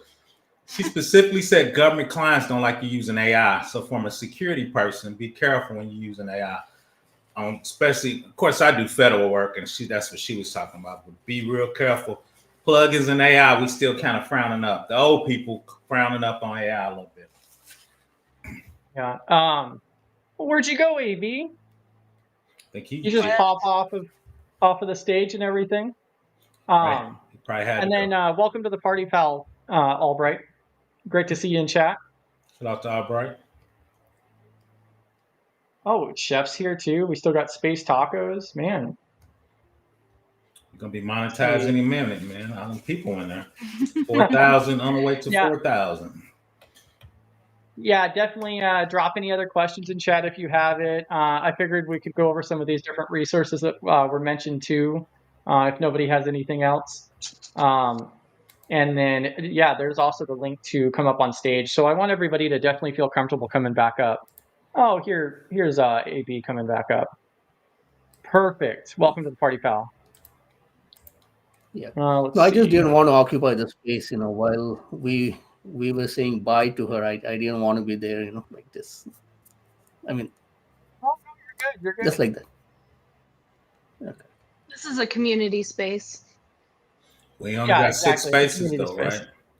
Right? I was thinking about dropping. There's a max, but yeah, I was like, hey, B, if it got to 5, I was gonna drop. So you don't. Oh yeah, no, it's perfectly fine. Yeah, don't drop prematurely, AB. We got space for you, man. Don't drop prematurely. I'll start kicking people, starting with PBO if we run out of slots. I'm old. Chris, do me a favor. Put that link in there. I can't click on it. Put it in the Discord later. Oh, yeah, of course, Space Tacos. Yeah, and also when you guys come up on stage, it gives you the option whether or not you want to put a background on, or if you even want to turn on your web camera or not. You do not have to turn on your video. So even if you want to come up with voice only, that's perfectly fine as well. I didn't see the background. I need to go look again. I didn't see the background. Yeah, so if you hit the settings button in the bottom center, then you can open that up, go to your video, or I think it's called backgrounds. Oh, I see it. Yeah, it's called. Yeah, and you could even upload your own or blur it.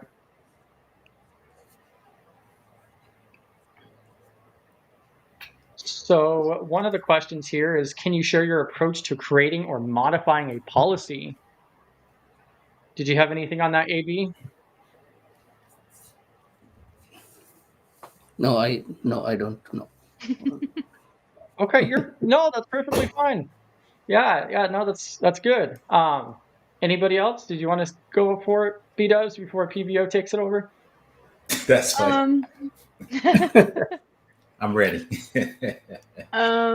Let's see. It's really broad, I feel like. Super broad. Is there specific I don't know. Make an assumption. Make an assumption, B-Dubs. Make an assumption. Make an assumption. He didn't give you enough to work with, so you got to go. I mean, I like this question, but I feel like it would take 30 minutes to answer it. No. So, well, we have. I mean, I can share, Chris. Okay. Limit of 18 hours. Yeah, go for it. You have 18 hours. Facts. So, like, if we were to throw out an example of, let's say, so if a company is going through and they're having an issue with office supplies being office supply theft or otherwise, then there needs to be some type of procedures or checks and balances implemented of some sorts. How would you go about approaching that situation to get that implemented? Well, I got distracted because Rhonda said something pretty good. You definitely first need to understand the purpose and the scope of the policy. But that's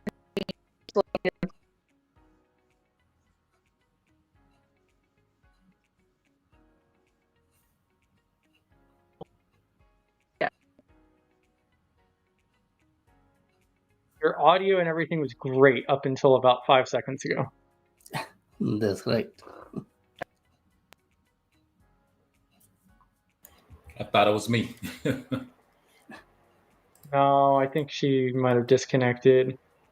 Yeah, I think so. Yeah, purpose and scope towards the top of the policy. Utilize industry standards. So understand the scope, the purpose and scope. Utilize industry standards to help you draft, but it should be based on identified gaps. So I think that especially applies to modifying policy. But like one of the big things, that's why I like the CIS policy templates, because it also gives you a complete breakdown that you could, delete everything, keep the headings, and that gives you a really good template to kind of work off of as far as the policy directly. Yeah, See, I'm lost the not a connection. GRC person, so I'll share very quick what I learned from you guys. I mean, listening to PBO and all of you guys. So regarding this particular question, changing or updating policies, I can think of two things. One is always having the business vision in front of you, where the business wants to go, where it is going, what they want to do, where the profits are coming in, where could be potential losses. And so changing of any policy and all that will need to involve all those elements, right? Number one. And number two, uh, getting all the divisions in the business, all the departments, all of the supervisors, those leaders in those respective departments, and getting them on the same page and understanding before implementing or even designing a policy and implementing it, getting to know what could be the impact on their own people. So these two things I think of is what what I learned from you guys hanging around here. Yeah, and especially when it comes down to like policies and procedures and so forth, I think people don't realize how their background experience really applies to that as well. So you've probably done it in a lot of different types of roles where you've worked with policies, making workflows, different things like that. So I think a lot of people, especially from a help desk standpoint, but yeah, I mean, personally, I mean, that's my recommendation. And also just like Albright and also Memraletti, probably still pronouncing that incorrectly. However, mentions on like the CIS template, SANS has a bunch of templates too. That gives you a really good starting point. Like even if it doesn't actually apply, like even if you take an acceptable use policy, delete everything but the headings, still gives you a little base to go through and answer those questions basically. Yeah, don't start with a Input from blank stakeholders. page. Yeah. Use ChatGPT if you're gonna do that. You can have ChatGPT spin you up something small if you need it. I just message PBO. Facts. But yeah, I think they hit it. But there's 3 level policies, right? Strategic, operational, and functional. So if we talk about inventory, a lot of times that's functional. That's really not a policy. That's a procedure, really. So I think a lot of times we mix up policy and procedure because we talk about inventory a lot of times. That's how we tracking it, right? That's more of a function. Are we tagging it? Are we checking in? How are we using? I'm trying to think. I think intra inside Microsoft's tools to go out and touch all your laptops, all your infrastructure, and you can register in there. So I think a lot of times we confuse policies with procedures, right? A policy is usually overarching in the direction of how we want to do something. So then I think how we're going to operationally track it is more of a procedure and how and what we need to do that. So free agent. No, I'm volunteering. Free agents get paid. I volunteer time to Chris. There's a difference. Chris wouldn't like my bill if I sent him one.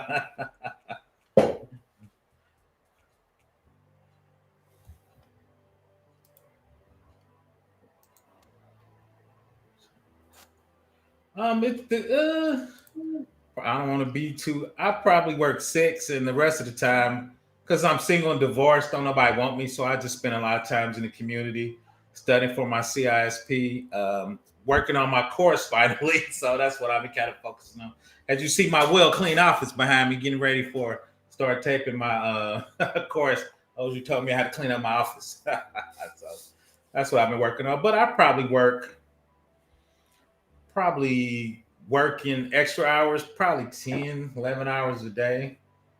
For me, that's kind of what I do for enjoyment. After I work out, play a little golf, and do stuff, is just kind of technology, learning about it, just doing different things. Video online, on here, on my own channel. So probably about 11 hours a day.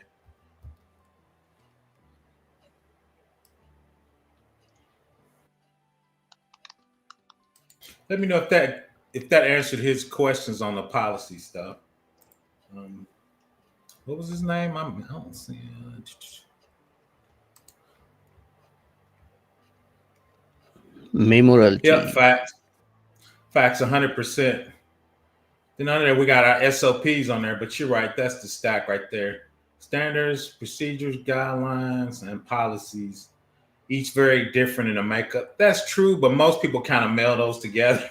But you're 100% true. I'm bad about melding those together. Only big companies I see get those right. Most people say procedures and they act like they're guidelines. So most people have policies and some procedures. But no, you're 100% correct. When I worked for Fortune 500, they mastered that. Smaller companies, they just kind of meld those together. Usually you get policies and some procedures. So it will all start with standards there, right? Policies and procedures, and they are based off of the standards. Yeah, but most companies don't do standards. Most companies, especially from a GRC, they just have PII, so they're not really following this. They're not really following CIS. They're coming up with this best practice stuff they're pulling from the net. And now, if you work for a big company like me, NIST give you a standard, or a CIS. Most companies are just kind of doing this best practice, and we just gonna kind of go with the wind. What's your thoughts on that, Chris? That's kind of what I see out there a lot of times. Your microphone is on mute. You on mute, Chris?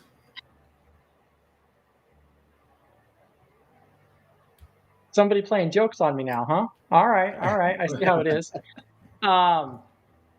Yeah, no, I completely agree. I think that's completely spot on. And I mean, especially I see like procedures and policies probably getting mixed up the most, and then guidelines being scarce, or them getting intermingled with each other. I don't think that many companies actually go through and separate those out properly. No, I very well unless you actually have like an enterprise, risk management system of sorts.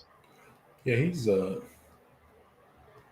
he put another thing out there about base standards, and that's kind of what I see a lot, because I do STIGs and CIS hardening. So when you pull those down, of course, those will be the standards you're trying to get to. So yeah, I see that, but most companies don't harden that way.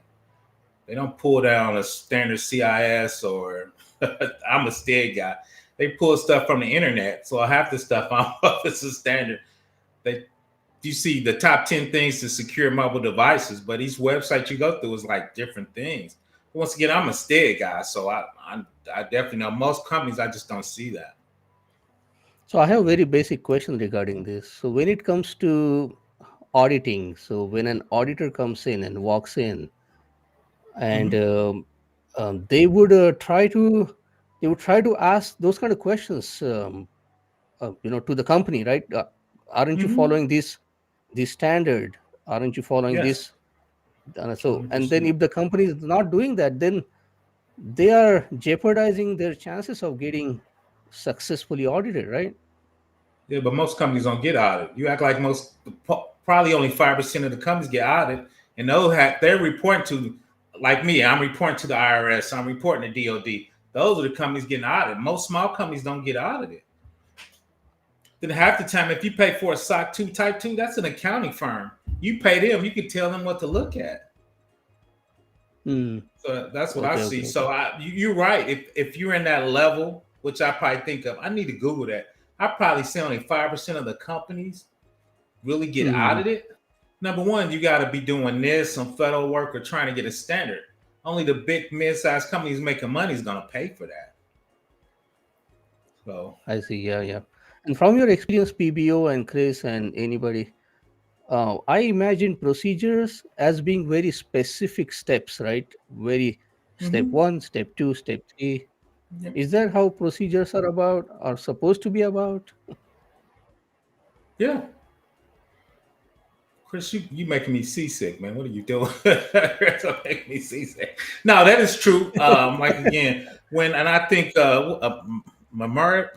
Moretti, when you talk about the STIGs or CIS, when you go in there, it tells you how to harden it at this device. These are the procedures. But most people 9 times out of 10, they do best practices for Microsoft, best practices from Oracle. And since you're doing best practices, you kind of configure the way you want. Right? There's no standard to that. Now, when you start doing scans for compliance scans, right, it'll tell you, but if you're doing vulnerability scans, it'll say this setting's not set right. Right. That's loud as hell. Is that better? A little better. But yeah, so that's kind of what I see. Once again, I only see the bigger companies doing that because the government's making them do it. Like if you're doing PCI or HIPAA or high trust, your regular small companies, people especially startups, they just taking a wing at it. Right. But they're taking a risk, you know. Well, I can hear. Oh, yeah. Music is good now, Chris. Yeah, but you got to remember, is like we talked about, most people go functions because you get paid over security. Security is an expense. Function is a profit center. So your developers trying to spin up stuff quicker. And I had them telling me, PBO, you blocking our speed, you blocking our agility. I tell them I'm blocking hackers, right? So that's the discussion.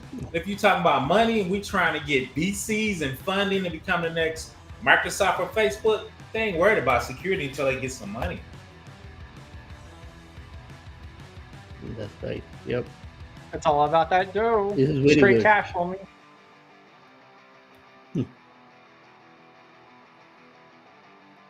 Did you help Jerry about the sound effects, Chris?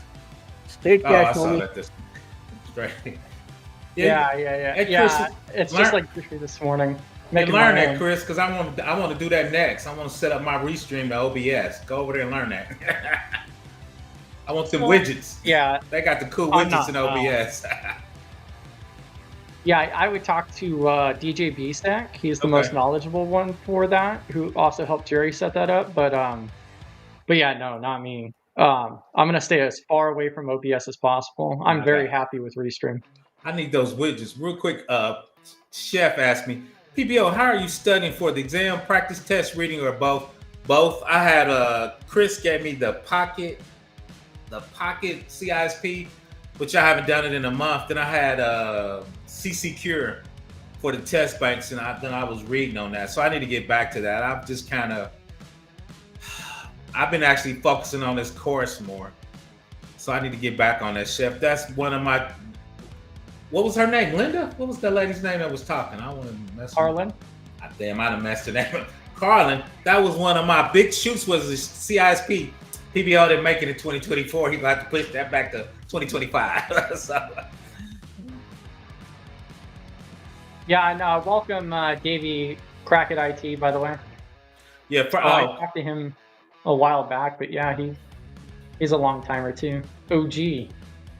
Not old, more OG than me. No, I'm just playing. Shout out to Fred on. He said that was a solid response. But yeah, there's the 3 different ways a lot of times is you're doing it from a functional perspective. Somebody stole a laptop.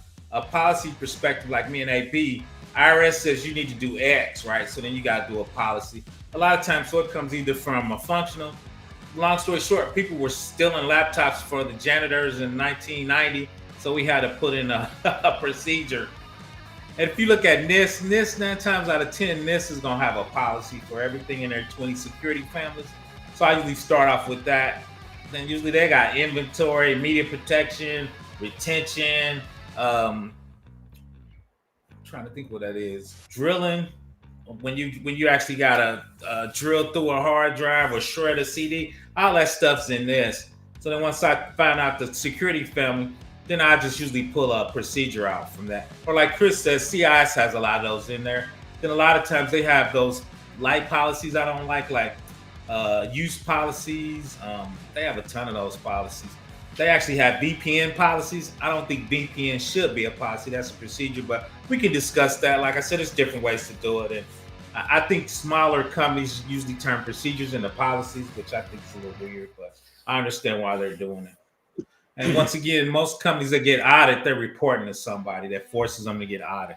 When I deal with smaller companies, I end up doing internal audits to get them started. So. Yeah, NIST has plenty of different stuff on there.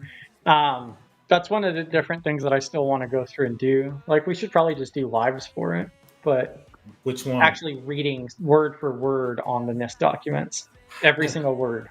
That is so dry, man. I thought about doing it. I tried to at least put it on some slides and break it up a little bit. Because you see, fun, PBO. Oh shit, that's the cool thing I might do that you got me thinking about is upload them in chat or one of the AIs and let them read it. Then us comment on what after it reads it. Now I read it silently. I can't imagine reading that out loud. That would be brutal. If you guys can hear my voice on the YouTube end, let me know in chat. So actively doing some tech support here. So while I'm doing the audio, it may be muting me out, maybe. I hear you in the back office. I don't know if that's the back office though. I can hear you on Restream clear. I don't know if the back office is different. Yeah, we'll see.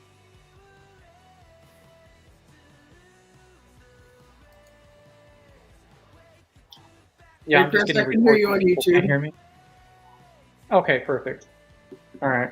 So it is just him. All right. Sorry, dude. Yeah, Fred on said definitely. Is it done just for me or you? SOPs and policies are definitely distinct things. You're 100% correct.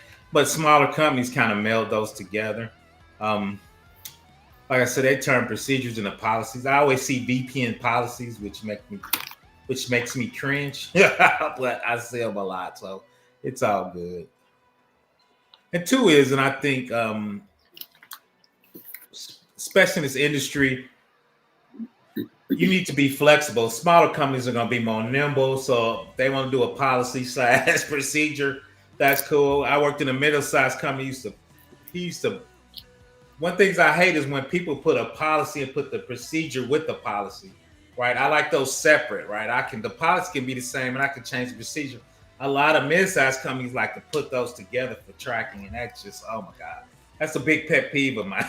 But I had to go with it. So the basic thing is, are there have documentation if an auditor come in they can follow. It doesn't have to be pristine. It doesn't have to be perfect. It just needs to be functional that they can work with it. You with policy showing direction, you with some procedures in it, and us as GRC being an audited, put fine. Same stuff as today. So I'm sure we could line something up. So it was powerful today. Showtime over here. You know. Yeah, it was powerful today. You know, I mean, wow, it was amazing. Mm-hmm. Yeah. So how do you know her? Where do you know her from? So Regine may still be in chat. I didn't see her sign-off message, at least. I might have overlooked it, but she had referred her over. So it was a friend of a friend. Wow, that's great. That's awesome. So, it's very powerful. Yep. Yeah, and the same thing goes. Yeah, and the same thing goes for everybody else. If you guys want to do a presentation, no matter what stage you're at, or if you know somebody who might want to, just put them in contact. So. this is a whole community thing, and it's a good environment to even do some trial runs on. Yeah, that's awesome. Yep. Everybody's having tech issues tonight. I'm glad you mentioned that. I think I'm gonna speak at the AWS Indy event, so I think I'm gonna do a lab on AWS config to scan for compliance check and put it into AWS Audit Manager. Awesome. Space Tacos, do you happen to have that in your Discord? Oh, sorry. Or if you want to drop that in the Study GRC one. I don't have those ones. No, I'll get him. I was watching football. My bad. Oh, I forgot football. Oh, no, Who you're win it? Who win it? I forgot to turn it on. You have to show me the score for this to work. They're doing replays, and I'm looking at it on my phone. So give me a second. Hang on. No pressure. No pressure. So you're actually going to present in person finally, PBO? Yep. Yep. I told him I would, so I need to get it ready. I taught for a decade, so it's not a big deal for me. So, Yeah. And the AWS, they never seen really compliance and stuff. Here's Albright. Damn. Shout out to Albright. Oh, hey guys! I figured I'd try this out. So you can hear me okay? I didn't want to put my camera on, but no, you good. Crystal. Yeah, you're good. We can hear you. Awesome. Yeah. So I put in a ton of time into like figuring out how to study for the CISSP, how the questions are worded. Like how the test is actually administered. Like what's the theory behind like how they're writing the questions, what are they aiming at, like yeah, so I just put in a ton of time into it. So I was thinking like, hey, if this could be helpful to other people, like that's what we're here for, right, as community. So maybe it would make sense to put some more stuff together and just keep going if there's interest. Yeah, well, you went into a lot more detail on how a lot of the different questions, how it kind of changes throughout the exams or otherwise, potentially. And I think that applies to a lot of other things too, from a study standpoint, and to understand how a lot of the testing happens. I think it's a lot more than just the CISSP, right? I mean, yeah, it's just that like the CISSP specifically like uses was it PTR? No, it's like item response theory. So the whole thing is it's trying to get you to a point where you're getting 50% of the questions wrong, but the questions that you are getting right, like they have to be at a certain difficulty level, and that's how you clear each domain. So I feel like it's specific that way. But because I mean, like, what tests are you usually getting half the questions wrong, but you're passing? You know what I mean? Like, that's not normal. I heard that there's EMT tests or something that are administered in a similar way, but also just studying for the long haul, because there's a lot of information on there. That part is definitely applicable to any certification you're going to take. So that's definitely true. Your talk was great, Mariana, at Simply CyberCon. It was awesome. Thank you. Like saying in chat, I wasn't fishing for compliments, but I'll totally take them. No, you take them. You take them, rightfully so. Rightfully so. And it was so awesome because I also got to meet speakers and a lot of people in person. That was awesome. So Mariana, you were one of those, and I mean, technologically, wow, awesome. But also as a person, you're such a warm-hearted person. So it was awesome. Thank you. I really, really enjoyed meeting everyone. I actually crashed my first study GRC with Chris Whitlock because we just came up behind him as he's trying to do it during CyberCon. Honestly, like one of my favorite memories. I thought it was really funny. So I really loved meeting everyone because, I knew this was a great community from the chat, but, actually meeting everybody face to face. Yeah. I can't wait till the next one. I don't know. Is anybody going to that Wild West Hacking Fest, but in Denver? I wish I could. So yeah, so I probably will go to HackSpaceCon in Florida, and then I'll be in Deadwood again. And so that's probably what I'm going to keep up on a yearly basis is HackSpaceCon, Simply CyberCon, and Wild West and Deadwood. Those are probably going to be my 3 picks. Yeah, that's still a So lot of travel for you, Chris. yeah, it's hard to decide. It's the hardest part. Yeah. I really want to go to Deadwood or go to the Colorado one, but like realistically speaking, I already went to like I had no previous cons, and then I went to Wild West and then Simply Cyber Con and the B sides afterwards, like in the 30-day period. So yeah, Wow, I that's hadn't awesome. even been on a plane in like 3 years. Yeah. I ain't By the been way, there. regarding Mariana's talk, she had a she had a great resource. Mariana, you want to mention that person, Prab Nair, right? Prab Nair regarding CISSP. Yeah, that's yeah, Prob Nair is really good. I think it's like PRABH and then Nair's like NAIR, I believe. But you know, if you put in like anything that resembles that and CISSP, like YouTube will bring it up. That's a really good resource because he breaks down the questions. He will like underline keywords for you, and I feel like the level, like the topics that he zeroes in on are really the topics that you need to be looking at, and it's not overwhelmingly technical. So yeah, I'd really recommend that one. Because I mean, the test at the end of the day is a management test, and I just feel like some CISSP resources like really drive the technical part of it, and it's just not as important for your test. It's testable, but it's just not as like Um, important to passing. So anyway. is this the correct one? Security advisor, probably. I don't see his picture. Can you scroll down? Yeah, Because that's I'm the one. Yep. just seeing him on YouTube, you know. So I'm like, where's his face? If I see his face, but I mean, how many prob deniers could there be with that many? Yep, that's the guy. Yeah. That's him. Okay. All right. I'll go ahead and drop the link to the website here. It looks like he's got at least 6 versions of the alphabet soup here. Oh yeah, yeah. This guy's legit.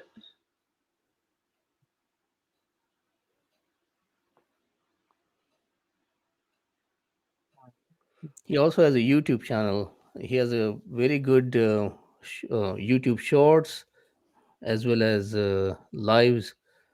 So when I met with you, Mariana, at Simply Cyber, just a month before that, I had run into Prab Nair's YouTube, and I really liked it. And then when you mentioned that, like, okay, you learned a lot from Prab Nair, I said, okay, great, that's good to know. So that will be good for me to invest my time listening to him.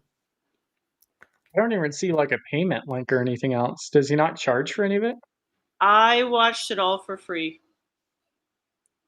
Yeah. Yeah, it looks like all of his resources are free. I I think don't he even might see a do like donate button. yeah, I think he might do like actual classes that you can sign up for or something like that. So maybe he makes some money that way. But I know all the videos I watched didn't pay the guy a dime. So it was pretty amazing. Yeah. Nice. And I think if you can understand my English, I think you'll be able to understand his English. Honestly, with the value that he's giving you for the test, it is worth it to be a little bit patient with the accent. It is like 1,000 times worth it. So Yeah, that's right. Are you going to do some coaching, Mariana, CISSP coaching for people? I mean, I'm kind of leaning in that direction, you know, just like dipping my toe in, seeing like, okay, well, you know, if there's interest, maybe like I should devote some more time. And then, you know, like if you're going to do coaching, you got to commit to it. And it's not just like the time block, but like you're kind of going to build up your students and you're going to build up your class and, you know, your community. So, you know, I'd want to take it seriously. Like I wouldn't want to just like do it and have it fizzle out. I mean, of course these things happen, but I think if you put in more planning, you're more likely to succeed, right? Yeah, right. Yeah, and I don't think um there's a lot that goes on in the background too, like, yeah, especially with like the mentorship aspect, the planning, keeping up with it, check-ins and so forth. Yeah, like you were saying, it's something you'd really have to like sign in for. Yeah, that's right. Yeah, because I mean, it's just definitely a commitment, because it's not like you could just, oh, I'm having a bad day, I'm not going to show up. Like, no, you said you were going to be there. Like, you figure out a way, you know. So, it's just different at that point. But yeah, I'm thinking about it, because I would you know, it's very rewarding to watch people succeed. Like, Yeah, I mean, look at AB over here. That reminds me, I got to drop your YouTube channel here in a second. Whose YouTube channel? Yours. No, I don't have one. I really don't have one. The one that, yeah, the one that where I put some video, and I got excited about Brittany's blog. I mean, that like I gotta say something about it. And so I had that YouTube channel going on for last 10 years. So it's not my YouTube channel, but I can assure you, Chris. Yep. And then so I'm so this is my brand, like, new laptop, new hardware, new setup. And it's good to see that it's working, right now through all of this online stuff is working. So I'm pretty excited. I'm taking next steps. And then there's Brittany. Yeah, there it is. There she is. So Brittany, like, okay, when are you gonna do like space tacos? Then Chris, like, okay, so I gotta do it just because you guys are like kind of motivating me. Motivating, forcing, I there's didn't do different words you anything. could use. peer pressuring. I did Yeah, nothing. just a little. I want to take credit for pressuring Chris. I want to take that credit for pressuring Chris. So I'm putting that out there. Yeah, I mean, you were telling me to live stream way earlier on. Yeah, probably about a year and a half. I'm like, where your channel at, man? What you doing? Now he a veteran. I'm just getting out the way. Like I told her, I'm getting out the way, man. That's one of my biggest regrets with it all, is not streaming early on. Like, yeah. You see me looking at you with the chagrin. How long I've been telling you that, man? Just cut the mic on, man. Don't overthink it. How many times do I have to tell you you're right for you to believe I'd like to hear it, man. I'm old and grumpy. I like to hear I'm right. That's why everybody on there, shout out to Roberto Blake. He one of the YouTubers. He did us about YouTube. He said something just so poignant to me. He said, your first 20 videos are gonna suck anyway. Just cut it on and start talking. And I did that. Just cut it on and start talking. You're gonna get better. You're gonna get better every video. Exactly. Yeah, that's one of the biggest things. Like, you don't have to go off and take like Gerald's course with the personal branding or otherwise. There's a lot of community out there willing to help you get started and so forth. You just got to, go into Simply Cyber, be like, hey, this is what I want to do. How can I do this? Plenty of people to help you out along the way. But yeah, one of my concerns was like, why should I live stream it? Like, then it's recorded. What if I say something that I don't mean, or somebody takes it the wrong way, or, somebody wants their stuff taken down, 3 years from now, like all kinds of different things, all kinds of excuses. But yeah, nobody really cares. So it's not nearly as bad as you would think. Well, I think what they said it was my little stress ball though. Yeah. But they said it was like 10 billion people on YouTube. It's some crazy number like that. So out of 10 billion people streaming, they just gonna pick you out of the 10 billion. So yeah, so I'm like, yeah. But shout out to YouTube. They give you tools. They make it easy for you to cut pieces out, and it's just a lot easier now. So PBO, you are quote unquote in GRC for like 10 years, you like or more? Like, I've been in GRC probably for 15. Long story short, I was at DOD. Their security people came in. I was on the web team and the app team, so I was doing the hardening part. But as I was hardening, I had to report those findings up to our project manager. So that's when I started dipping my toe in the GRC, taking findings and reporting them. Then I had to start doing mitigating controls. Then they started making me do poems or reporting to the CISO and the compliance director. So then she left and went to the state of Indiana and invited me to come over there. So I became an IRS Pub 1075, which sits on top of NIST. So I've been doing this for about 20 years. So I tell people I'm a NIST And when did the formal GRC, who came, like when did the word GRC came into being, you know? To be honest, I don't know. I think I kind of slid into it. I want to say around what happened is cybersecurity and tech came out. Those guys are on the spectrum, so they can talk to anybody. So project management came out. So as project management came out, I think that's kind of when GRC, project management, tech came out. So, but I needed Chris to do a history. That's kind of when I saw it, but I don't know the official part of when that started coming in the nomenclature, because I was doing the grunt work. So GRC, I told my boss, that's for the pretty people, man. I was doing the grunt work. GRC's for pretty. Oh my God. So. Yeah. So like the OCEG went through and so OCEG, I think it's .org. They claim that they used the word first. Let me pull it up real quick because they have it like on their front page or something like that. Which I think they said like around 2006 or so was the first time that it was utilized, and it was in one of their publications or something along those lines. But it didn't really, doesn't seem like it really gathered like industry recognition until like 2006, 2007. It started becoming a little bit more popular for the term GRC. However, it's been split for the last 2 decades. So there's still been subsets of governance, risk, and compliance for over 2 decades. See, we just and Chris, what is your journey? You know, I mean, you started cybersecurity, and then you're doing GRC for a while, aren't you? Me? Yeah. You sound good. No. So basically, trying to make a long story short, is I've been interested in IT for a very long time. So I think I got my first computer when I was about 10. So like, it's gonna sound pretty bad, but so that would be about 2004. We got our first home computer in like 99 or 2000, but I got my own computer in like 2004 or 2005, and I just got interested in like hacking games and different mods on games and so forth, which got me into the development side a little bit. And then just over the years, I've just played around with it. So as a hobby outside of work and school and so forth, I'd make websites, I'd play with, networking, Linux servers, VMs, whatever, just for fun and games. I never pursued it professionally. And then COVID occurred. During COVID, I worked through the majority of that, and then I started job hopping. So I went to like 4 different positions in like almost 5 years. And that's when, I was like, I'm not finding something I really like, that I really enjoy. All of it was labor related.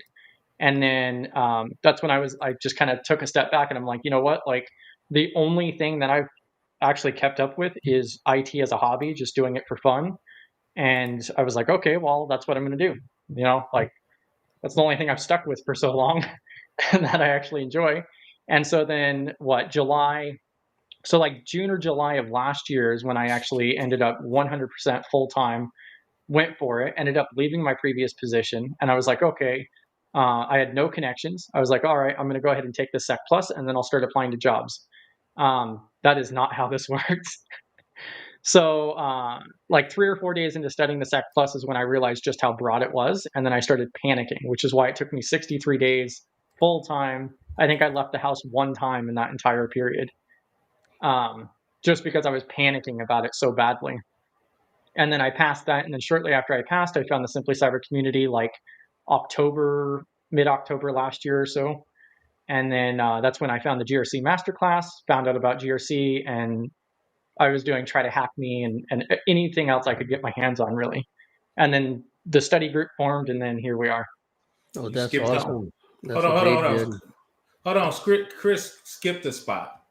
How did we meet, Chris? In Discord, because I thought that I had to learn 56 different frameworks. Yeah, that's how me and Chris. Back in like November, like I think that would be like, I think it was like the end of October, because our first official like weekly meeting was like November 7th or November 11th of last year. So we're technically just over that year mark now on the weekly meeting. So we met because I don't know, I stumbled onto those guys. Those guys was grinding, and he thought he needed to learn every compliance. I was like, dude, I don't know every compliance. So just kind of get him focused, kind of gave him a little direction. But once again, the old guy getting out the way, I'm like, dude, I don't know every compliance. So I think you should specialize in a couple. And if you learn one, they all kind of poems, findings, mitigation controls, but just pick one. So that's kind of how I met those guys. I usually just pop into people's Discord and see what's going on. what's going on? Well, and that's also where like the whole study GRC part comes out too, because like I realize how difficult it is for the break-in. Because like when you're looking at it from the outside, like it's not like once you understand a framework or two and then you start kind of piecing things together, it makes way much more sense. But looking at it with no experience, yeah, it's very intimidating. Yeah, it can be. The first times I did a NIST and STIG, I told you, I think we had 10,000 findings. It was just like overwhelming. But once you do it for like, 10 or 11 times, it's like, okay, it's a finding, it's a poem, it's a scan, it's a policy, it's a procedure, it's a guideline. So you were one of the coaches, PBO for Chris, right? I wouldn't even say coach. Yeah, he calls me a coach. He's. I'm gonna give him a shout out. This is very serious. He's very serious about his craft. He's very serious about his study. So I just need to point him in the right direction. He's gonna do the work. Like he was studying every compliance framework. I'm like, dude, that's the wrong thing to do. Work on this. And once he got it, he was off and running. Right. Then he come back and ask me a few questions. That's why I like working with those guys. A lot of people say they want to get in the industry, but they don't put in work. This young man, I'm calling him young because I'm almost 60, puts in work. So it's easy for me to help him. Most of these guys know they can ping me, or women, shout out to B-Dubs, they can ping me, ask me a question. But when people put in the work, it's easy for me to help them because there's very few things he's going to ask me. I don't know off the top of my head because I've been doing this for 20 years. So once again, he's grinding, he's done work. He just asked me some clarifying questions, or kind of like you did. What's your thoughts on a policy? What's your thoughts on a procedure? What about this? How would you do risk, right? And I tell people, though, this is my way of doing things. There's a lot of ways to do it in this, right? A lot of times I do bottom up, once again, because management, the bottom. So quick, somebody say, how do you do risk? When you do a vulnerability scan and compliance scan, it's going to rate those findings for you. That's going to show you risk. That's one way to do risk, not the traditional risk. That's awesome. I want to continue with Chris, your story regarding in the context of today's topic. We invited the guest in the context of that. So how come you're very good in communication? How come you're so comfortable online? And you are comfortable. So tell us more about it. Educate us. Give some tips. Be a coach. Yeah, be a coach. Well, first of all, I want to say that that is now permanently recorded on the Internet PBO, and I will be utilizing that for advertising purposes. My pleasure. Well, long story short, you've been asking me to do that on LinkedIn for a year. I need to go over there and comment on your LinkedIn. I want to apologize for that, but go ahead. Drop those in chat. Which part did you want dropped in chat, Brian? But yeah, so as far as like my soft skill portion comes in, I think it just has to do with the positions that I've held before. One of my first jobs was actually U-Haul customer service. So that was actually over the phone customer service when I was 16 years old.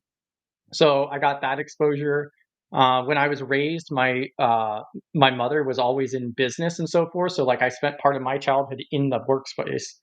So there was that aspect as well. My grandmother was like a manager for a complex too. So, there was always like that professionalism aspect in office areas. But then also like professionally, like I said, so I did the U-Haul customer service, and then I also worked in a pawn shop too. So that was my longest stint. As I put it, because I was there for like 4.5, almost 5 years. I started as like a pawnbroker, and then I ended up doing online sales on top of that and so forth. So it really, like I started doing like towards the end of it, I was doing like 3 jobs actually. But I think that's where I developed a lot of that portion, because like I was talking to people from all over the world. Like I ended up selling a half track old military equipment to people in Africa and Germany and stuff like that. Like I talk to them on the internet, I'd call them on the phone, they'd show up with a cargo plane in Sacramento, California, and then I'd handle the whole transaction. So yeah, I did mostly large ticket sales. So I think that's where I got more comfortable talking to people. And Yes, then you are. also, well, and then also like with Simply Cyber, like we were just hopping in VC talking and so forth. So then I feel like I got way more comfortable with it as far as like from a virtual standpoint. Yeah, I think you just have to do it. And having people that you can feel comfortable with is a big portion of it as well. Yeah. I mean, I learned from you those skills. I mean, I reverberate in my mind. How Chris Whitlock will talk about this, and then I get better. Little bit better every day. Little bit better. So. Well, and like I'm still working on it too, because I have a lot of those filler words and presentation wise, and so there's always ways to continually improve on it, but you just have to do it. So the thing when you get into that is when you talk a different level of audience, that's what I had to get used to. I was a developer. I told you that story. I try to talk to everybody like a developer. Long story, I killed this development presentation. It had 72 slides, and I was meeting with the big guy, Larry, the 14. He's like running the base. And I said, yeah, I got 72 slides. He looked me in my face and says, if you show me 72 slides, PBO, I swear I'll fire you today. I was like, uh-oh. Because he's an executive. He don't give a shit about all of that, right? So getting the right level, like she was saying, the right communication for the right audience, right? So he wants to talk about costs, how long, what's defining, what's our worst case scenario. Developers, well, how are we doing encryption, this and that, and S3 buckets. Management they want how much, how long, how much it's gonna cost, and what's the risk, right? So you got to get the right communications for the audience. So that's kind of what I'm still working on. Yeah, and I also want to do the shout out to Zuyuki as well.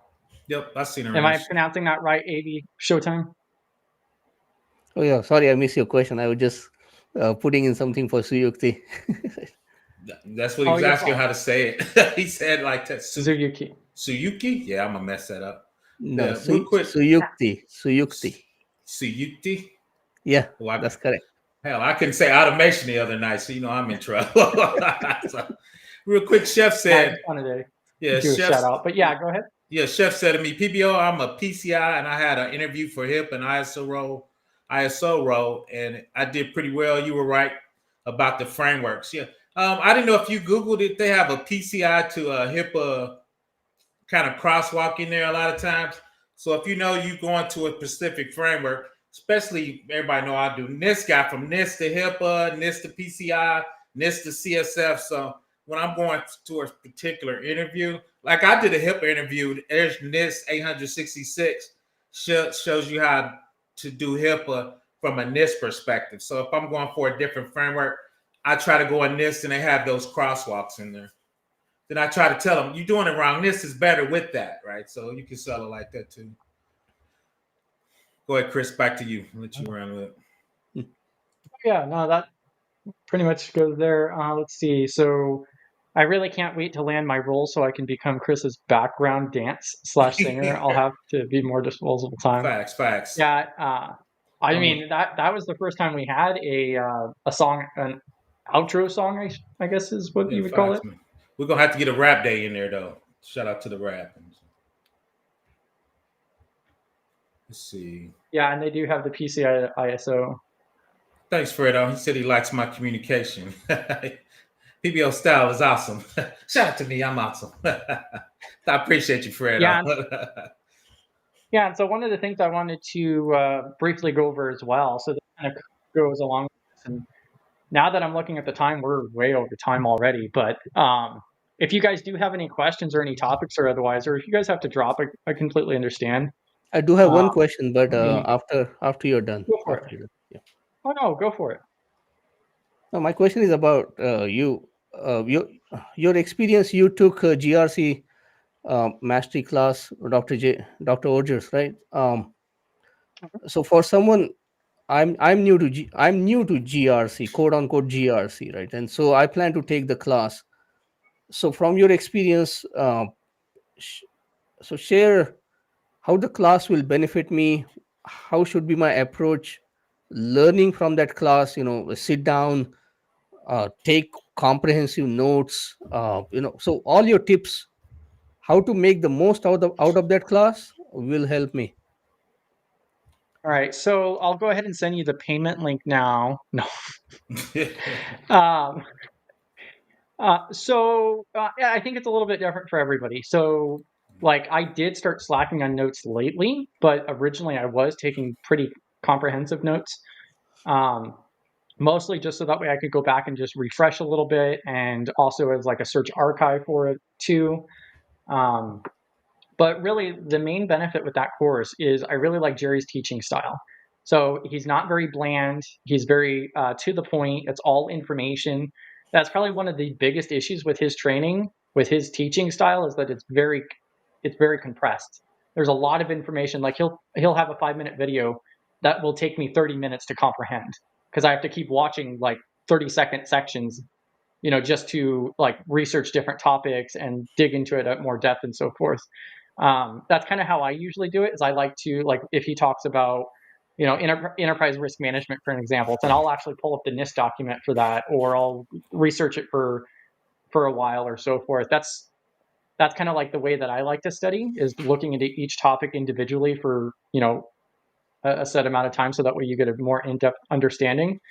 But it covers everything, really. It gives you a really good lens on the business side of it, which is what I was lacking. Understanding that the purpose isn't to secure the business. The purpose isn't to solve all their problems or otherwise. You're trying to keep the business operating and new business opportunities. You're trying to that's their purpose, is to make money. So looking at it from that financial standpoint and where the business comes from and where GRC actually falls in was one of the big eye openers of that course. And then he goes into detail on several different projects that you can go through and do. I would say there's very few people who go through the course and actually complete the projects. I strongly recommend it. So you should go through and you should make like your own Rosetta Stone where you're doing like the interview questions for the controls. So like in that course, he actually uses the 853 media protection controls just because that's a favorite of his. But like I would recommend something like the CIS or even CMMC, just because it's easier to understand from a beginner standpoint. Or there's also NIST CSF 2.0, just so you can go through all of those controls, because I think 2.0 has like 106 or 107 controls. I mean, just but yeah, do the actual hands-on projects. I mean, just 53. Like 1180. It's like 1186. We're the best. Yeah. That's why I'm playing my course. DJ Khaled, we the best. We the best. 53. But yeah, that's my big take, and so that's why I think it's worth it. And right now, the Simply Cyber also has their Black Friday 30% off too. So they are not an official sponsor otherwise technically, but holiday 30 on their academy, and you get 30% off on all of their stuff. Yeah. I have one question in that regard, Chris. Thank you for sharing that, and I want to ask you a weird question, as in of your 5-year plan. I'm not going to ask you that, but for next 12 months in the field of GRC, what goals you think you want to like go after? You can't see it with my background on, but I literally have an entire pallet rack shelf full of books. So that's kind of one of my priorities. Over the next 12 months, I mean, that's one of the big eye openers. The roadmap development from the speech today is what I was really excited to learn about. And so that's why I was taking my notes actually, and I could drop those in Discord tomorrow. But I mean, honestly, like I don't really have anything set in stone. My main objective lately has been just trying to get the foundation set for Study GRC, and that's one reason why I haven't really applied to anything. I think I've applied to like maybe 4 different positions in the last 12 months, which is really not a good thing on my part. But yeah, exactly. We need 3 a day, sir. But that's 3 a day, sir. Yeah, exactly. But now that we have Restream set up, we have our schedules. We do have a privacy stream that's going to start airing on Tuesdays. And Dwight then that's leading that, probably or where you we're going leading to. that? My bad. Dwight leading that, or you leading that? So technically Dwight is a co-host, and we're kind of running it together a little bit. Love that. Love that. Yeah. So we're recording our first one, the introduction, tomorrow, and then that will publish on Tuesday. And then it'll be every Tuesday at 11 o'clock Central. So it's going to be pre-recorded. AM? Oh, but it's pre-recorded. Okay. Yeah. Okay. So we're going to record it between Friday and Monday, and then it'll publish on Tuesday at 11 a.m. Central. So, Chris. and so, yeah, like moving forward, that's where we're going to kind of sit. Yeah, let me chime in on And then AP. I need to focus on my stuff. Yeah, chime on AP. I say this every year. My goal is to get this course done by January. Get my course done. I'm working on for Ozier. Because he's got a master class. He let me do a NIST class. So I'm working on getting that done. Getting my CISSP, I say that every year. And getting my SysOps for AWS and actually start labbing more this year. And getting my monetization back. You need 4,000 watch hours. I just looked, I got 3,200 watch hours. So I got to generate about 800 hours of watch time on my YouTube. And I think that's it for me. Yeah, I mean, with all respect, all due respect to Chris, that same question, PBO, I would have been little hesitant to ask you. You know what you want, what are your goals for the next 12 months, and you will tell me a whole lot of things that will go like a bouncer over my head. You know, so I didn't even ask you that. But then, like I told her though, I'm gonna have some stretch goals that I know I'm not gonna make, but I'm gonna try to. Right. My thing is, if you reach out with your goals are too small and your dreams are too tiny. So that's what I always say. So, say that again.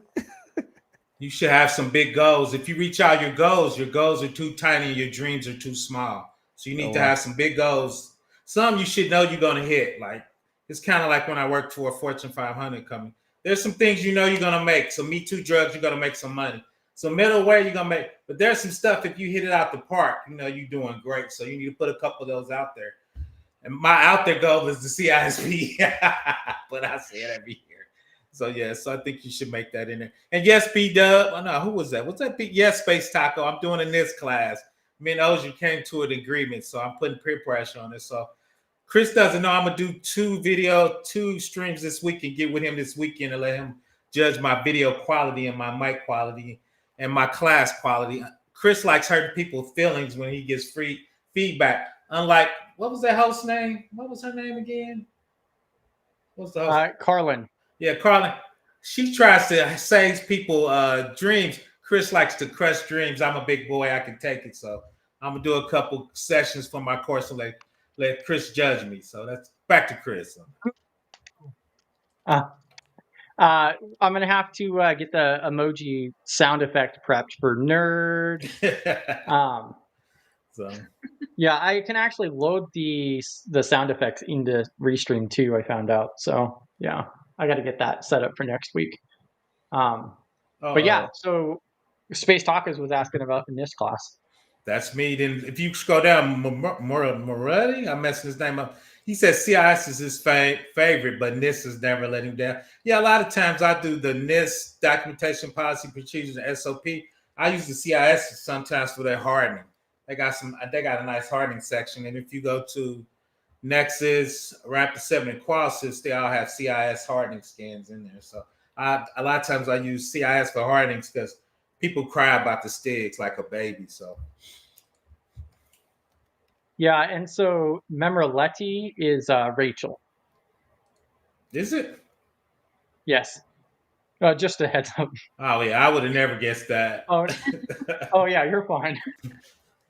I just figured I'd clarify it because otherwise it's going to become an inside joke. Yeah, everybody got an alias now. Yeah. I'm about to come in there with mine. I think it's gonna be Batman. It's gonna be me. I'm gonna have the Dark Knight in there. It's gonna be my alias. I'm coming in with a Batman symbol. So.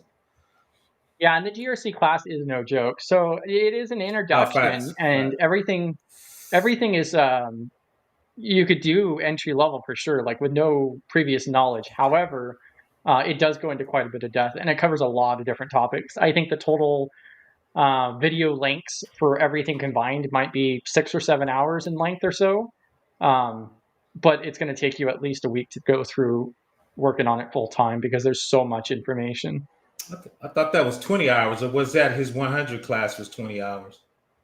So his Cybersecurity 101, which is a 13-week course, that one is about 20 hours. But the So his GRC masterclass, it's only like 7 hours. Oh yeah, so yeah, I think I'm gonna do 20 for mine.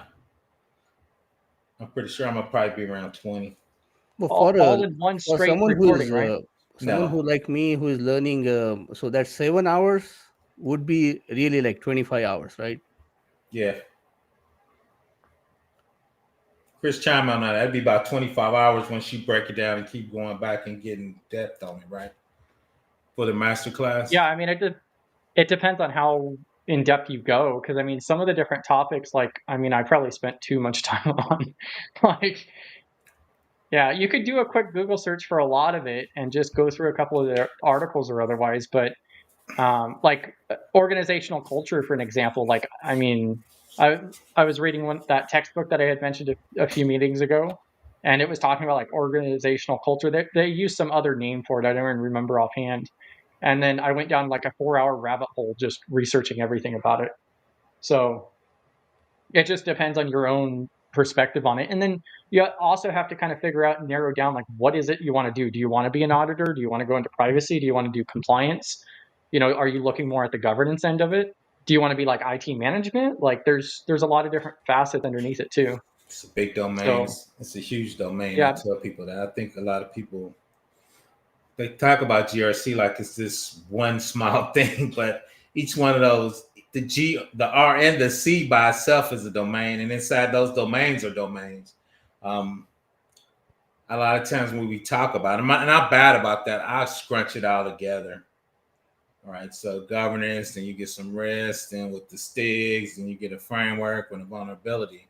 All right, so I think everybody do that. You kind of smash it together because unless you're at a large company, it doesn't feel like GRC. Like most companies really don't talk about the governance, right? That's the guardrails. Now they talk about risk and compliance because they want to figure out if they're going to get hacked, and the risk is they're going to get fined, right? So they talk about it at a high level. So, but once Also, again, not bad about that, smashing it together. Yeah. Also, PBO regarding geographical area, right? So I'm in DMV. That's the area.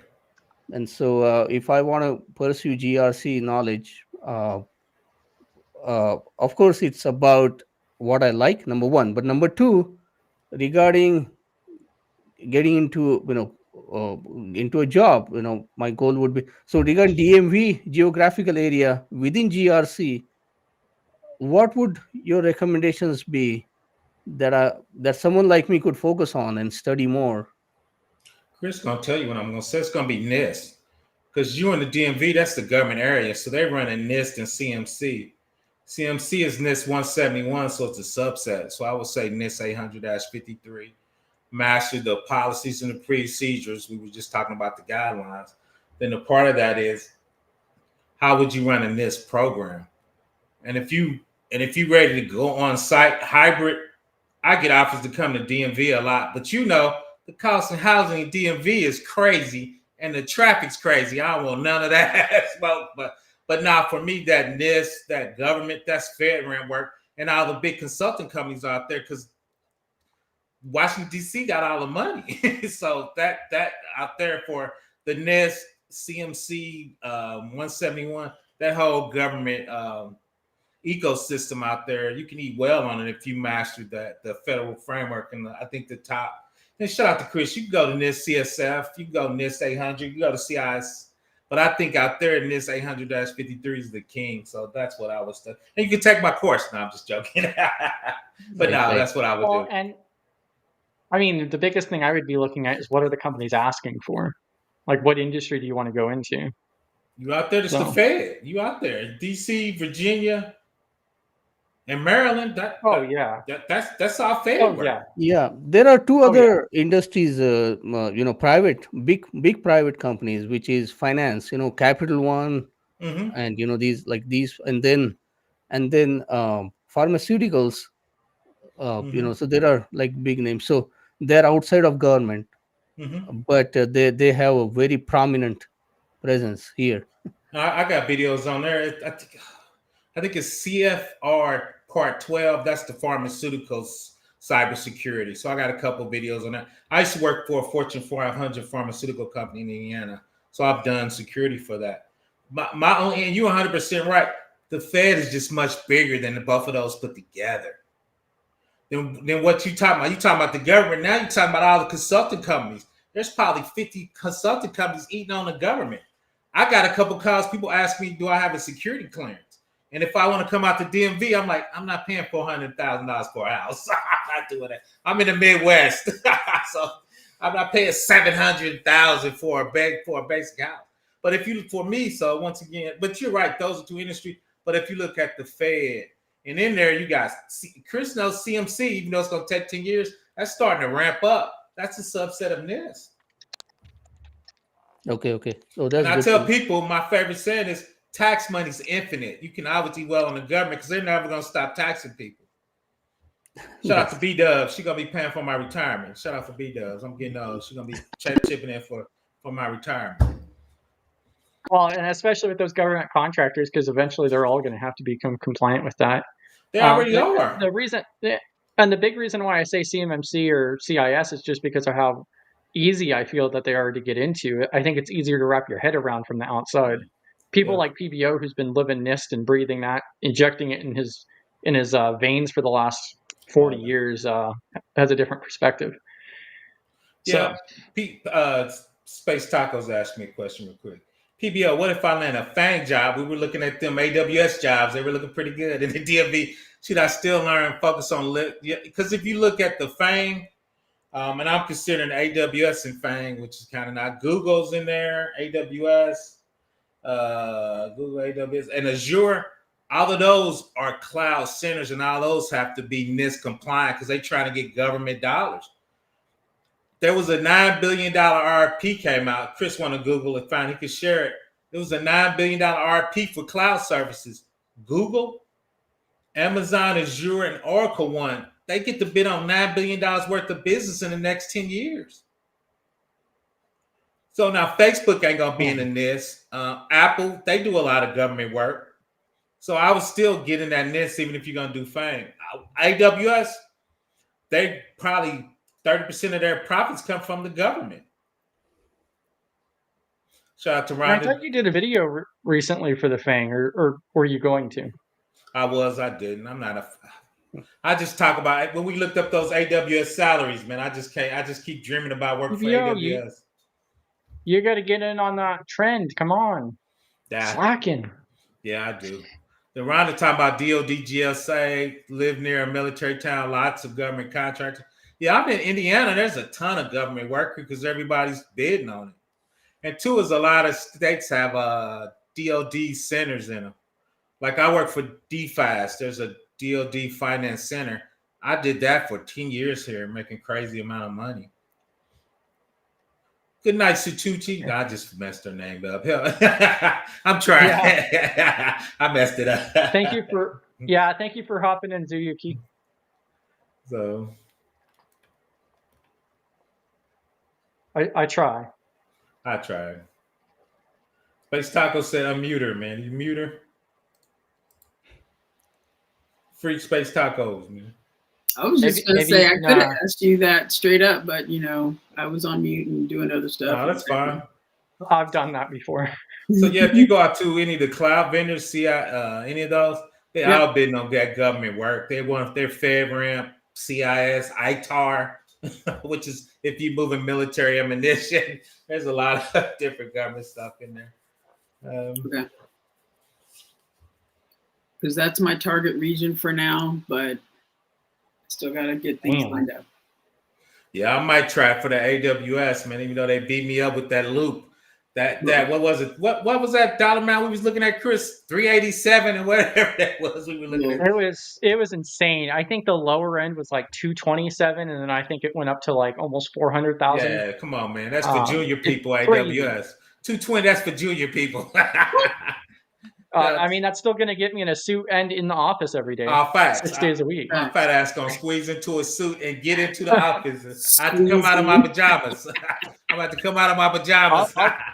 Bro, for that you can I'll get a have to suit clean a tailored shirt every morning. Facts, man. I'm gonna be like DJ Khaled, we the best. I did find a $350 a year GRC gig up here in the New York City region for I don't remember the specific company, but I know it was in the music industry. You're gonna be starving at $350 in New York, man. I'm gonna have to send you a cash. Look, I know, it's just the number freaked me out. Oh yeah, anything in New York. I try to work in New York, but remotely, so I can get New York money in Indiana. So that's my play, though. Shout out to AWS. So I don't know. I'm almost 60s. Those dreams might be done for me. That might be for Chris, man. You want them good AWS GRC jobs. Better up, Chris. I mean, hey, you did go through the Amazon loop at least. I didn't do it very well. Especially when I'm arguing, because they got evangelists. I hate that term. I'm arguing with the Fed evangelist about the properties of NIST. I'm telling him he's wrong. I'm like, yeah, I shouldn't tell the evangelist he's wrong if I'm trying to get a job. Shout out to me. Give myself a shout out. Yeah, you wrong, evangelist. Yeah, and then one of the things I wanted to break down here real quick too. So B-Dubs has been doing this website here. I'll drop the link to it again. But I think this really applies really well to the talk that we had. And this is one of the things that I think would really help a lot of people out if you actually do implement this. So these SMART goals. So I'm going to like paraphrase and take bits and pieces out of here, but goals don't have to feel like cracking encrypted code. In fact, they can be downright smart, like SMART goals. All right, so you have the different sections here. So S for specific. So vague goals are like an unpatched vulnerability. They'll leave you exposed to the threat of failure. So instead of I want to earn a certificate, try something like I want to earn the CompTIA Security Plus in 2 months. So be very, very specific on exactly what your goals are. Narrow them down so that way it's down there. You're not going to just say, oh, I want a certificate. Oh, I'm going to try to get into cloud. You have to, I want to try to get into Azure. I want to try to get into AWS or something. And then narrow it down even more. Oh, I'm going to go through and take the AZ900, or I'm going to do I think it's the cloud practitioner for AWS. That's measurable. So for your goal to be measurable, you need to track progress using your certification example above. So take a baseline assessment. Ask yourself, what concepts do I understand and where are the gaps? So track your progress weekly, watching your skill set improve over time. And something that I did too is I did post this in the SlaySec Plus Discord, because I actually took all of the different objectives from the Sec Plus and I put them into an Excel spreadsheet, and I was actually marking them. I was color coding them, like green if I was confident about that topic, or like yellow if I wanted to work on it more, or red if I was like, no, I have no idea what the hell this is. So I think that works really good for keeping track of a lot of that stuff. Facts. Just as an example there. Achievable. So keep it real, especially if you're doing InfoSec. So achievable goals matter. Challenging yourself, yes, but be realistic. Set realistic benchmarks to avoid burnout. So that was mentioned at the beginning as well during the talk. PBO brought that up. So, I mean, I'm not, especially since I don't have, I probably could go off and study for the CISSP, but I mean, it's not like I'm actually going to go through and test for it. So, and it's like $1,000 exam. It is. It's expensive as hell. Mm-hmm. Yeah, I could get like 5 other things, including a PhD from TCM. So, don't hate. Which is another thing that B-Dub should write about, is about a PhD from TCM.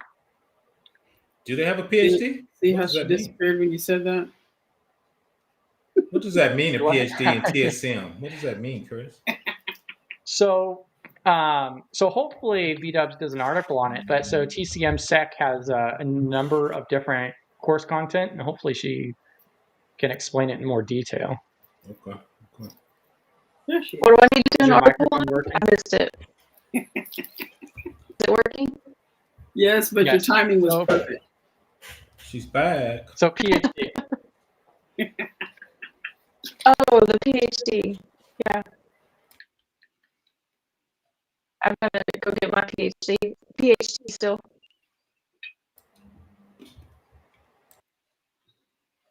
Oh, yeah, and so AB said you and at Study GRC are two different users for Restream. Facts. Yes. Facts. Yeah, so there's technically a personal account and then the brand account or the company account. Facts. Shout out to Chris It's just one of the weird nuisances. Shout out to me for putting me in definitely. shorts. Shout out to me for putting me in a lot of shorts. I keep seeing my face on YouTube. Like, damn, Exactly. that's me. I got to lose some weight in 2025. That's one of my smart goals. What PhD about? Right. PBO got to go on a diet. I'm like, damn, Chris keep cutting my fat ass face in these shorts. What the hell's going on? You're just always dropping the knowledge there. So I'm going to try to pull it up here. You and Convo courses. I've been seeing my face a lot on YouTube. Like, man, there's another picture of me. Man, I'm looking kind of chunky, man. I got to get it together in 2025, man. That's one of my smart goals. I need to make it achievable.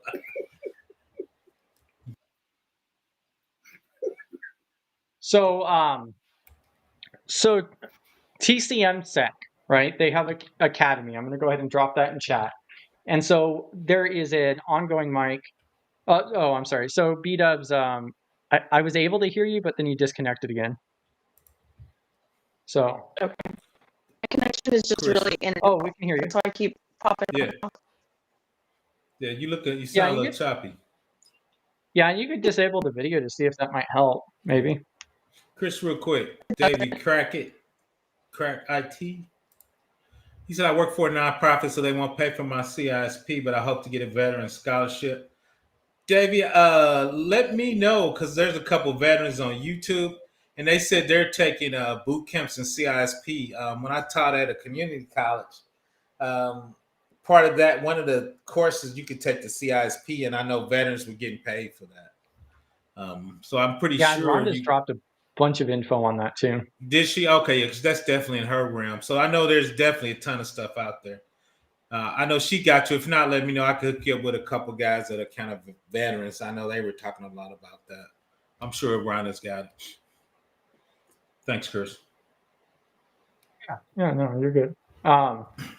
So I could be wrong here, but so my understanding is so if you go through on their academy, they have a bunch of different courses that are included. You pay, I think it's like $30 a month, and you get access to all of their academy material as long as you have your subscription. And so if you put an excessive amount of time into it, like it's actually really, really worth it. They also have a free tier now too, which is what I was trying to pull up here. But long story short, if you take a series of their stuff, then technically it's an ongoing joke on the fact that it's PhD.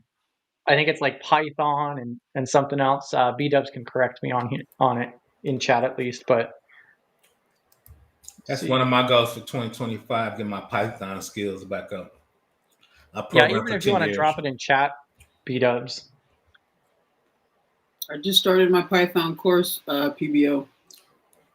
Let me know. Like I said, I've been thinking, I was going between PHP and Python. I think I'm going to do Python because a lot of AWS scripting for automation is in Python. So then AWS Lambda, you can do Python for their automation too for your Lambda function. So I think I'm going to do Python. I did Java for 10 years, so I'm pretty sure I can pick it back up. So I think that's going to be my goal. And doing a lot of Power BI for dashboards inside Azure. I'm gonna lab on that because we're talking about dashboards and GRC and a lot of that stuff. Most companies are running some type of Power BI.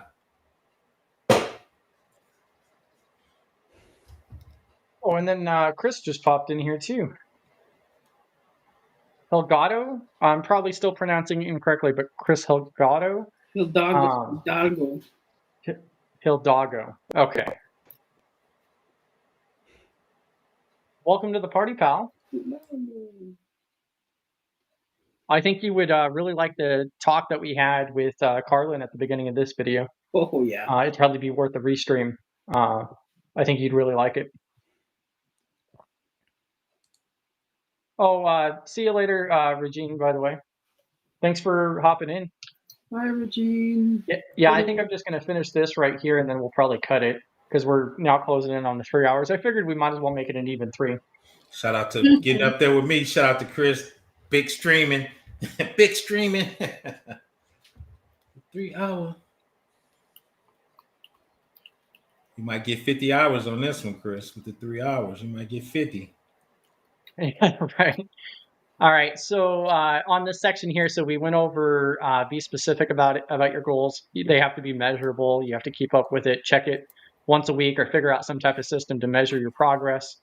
You need to look at them being achievable as well. So set realistic benchmarks to avoid burnout. So like, I'm not going to just say like, oh, I'm going to go off and I'm going to, take every single certification from CompTIA. Like, you got to break it down. You could have longer term goals, of course, or some pretty serious ones, but you have to be fair to yourself too. Relevance. So your goals should matter to you. I think this is a really big thing that people also don't take into account. They're looking at, oh, I want to get this type of job, and they're asking for this certification, and so that's what I'm going to have to go for and get, or otherwise. Or even if it's something else, even if it's a skill that you need to brush up on or something along those lines. It's so much easier when it's something that you enjoy doing, or something that you have purpose for, because otherwise you're just going to have to like grind and grind and grind, and it's not going to be as easy as it would otherwise. So let's see. So make sure your goals connect with your personal roadmap, your passions. So I think that's a really big portion there. Of course, you're going to most likely have to go off and do things you don't necessarily enjoy, especially for increasing your skill set or otherwise, but it does make it a lot easier. If you're looking at going into cloud auditing, for an example, and you take something like the CCAK and you absolutely hate it, then that might not be the best job for you. If you hate it, I think especially. I think your overall goal needs to be, something you're passionate about, something you enjoy, but there may be a step along the way here and there that you might not like. But that's just part of it. But the overall big goal should be something you're very passionate about. Then too, a lot of times what you do in a certificate or a class, the real world might be totally different. So I don't, just because you don't like the class, and talk to somebody and do some real world stuff, because a lot of stuff you do in class, you're talking about probabilities and a Monte Carlo simulation and risk. I did in grad school. I never done any of that stuff in real life. So make sure, even if you don't like the class, talk to somebody in real world, or do some real world labs, because they might be totally different than the class too. Yeah. But so that's another thing to consider. And then we have T for time bound. So whether it's a short-term goal, like crushing an interview next week, or a long-term mission, like becoming a CISO in 5 years, having a clear timeline keeps you accountable and moving forward. I think that really coincides very close to measurable as well on the time bound. That really assists with time bound and keeping track of that too. Well, and it's important to have a due date, but you can be flexible, but if you don't have some kind of date or time period that you want to finish a goal in, then you'll never get it done. You won't finish. Yeah. And so then it closes in here. So getting smart with your goals is all about breaking them down into executable. Executable. Yes. Chris sounding like me now. That's not good. Now he's sounding like me. It's been a long day. Executable pieces that make sense, are measurable, and keeps you on the right path, whether you're taking baby steps or charging in head first. And there's even this really fancy infographic as well that breaks it down, which you could always right click and save. Yeah, two is give yourself some grace. You might fail a certification, and a lot of people don't fail certifications. You might not make your timelines. You might fall back, or you might struggle a little bit yourself. Everybody, even I've been in this game forever, and I still struggle. Me getting to the cloud was kind of brutal. So give yourself some grace. Keep grinding. There's a lot of support out here for you. There's a lot of support up here on this panel and in the chat. So give yourself some grace and ask for some help. So. Yeah, give yourself grace and be flexible and open-minded as well. You can change your goals.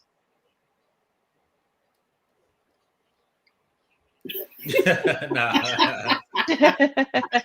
we got to keep going, man. Chris, no, I mean, like, you can adjust them. No, facts. Now, Chris is cheesing me in the chat. I don't know if you saw it. Yeah, we got to go. No. Yeah. We got to go 3 hours, so man. The other Chris here was stating that it's awesome to see these streams push to that 3-hour mark. It's impressive, even if some sessions are shorter due to life stuff. And then I said we had to cut back to 2-hour limits for a while for PBO's mental health. No, facts. I'm always over 2 hours, man. That's my thing, man. Go big or go home. We were averaging like 3 to 4 hours for a long time. Yeah, man. I need to get to 4 on my channel. I've never been to 4. I've been to 3 a few times. I've never been to 4. PBO, if you only have another hour to go, got to start earlier, please, God. Facts. I at least need to start at 5 or 6. I mean, come on. I don't know. I think I'm gonna do a 10-hour marathon. What? A 10-hour marathon? Yeah, we've done it before. I told Chris, you probably seen him on my channel, the young guy before the billions. They were trying to get a monetization. Yeah. So they would do these 30-hour marathons. So it was crazy. So you would just join. I would tell people, I'm on here, but I'm going to sleep. I'm just support. So they were getting like 200 and 300 hours on a live stream. Then I guess YouTube caught on and started blocking up. But yeah, long story short, he went to sleep and I ran his channel for 3 hours while he took a nap on the desk. That's funny. So yeah, so I might do a 10 hours so I can get monetization. Go to 10 hour.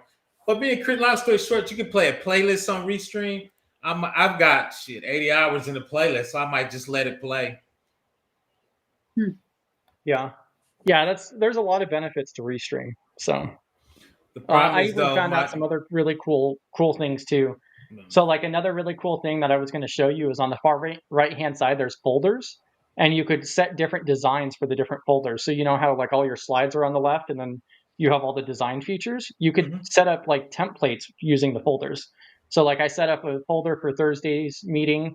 I have another one for the privacy stream I'm going to start doing on Tuesday. So then I just swap between those on whatever I'm actively doing at that time.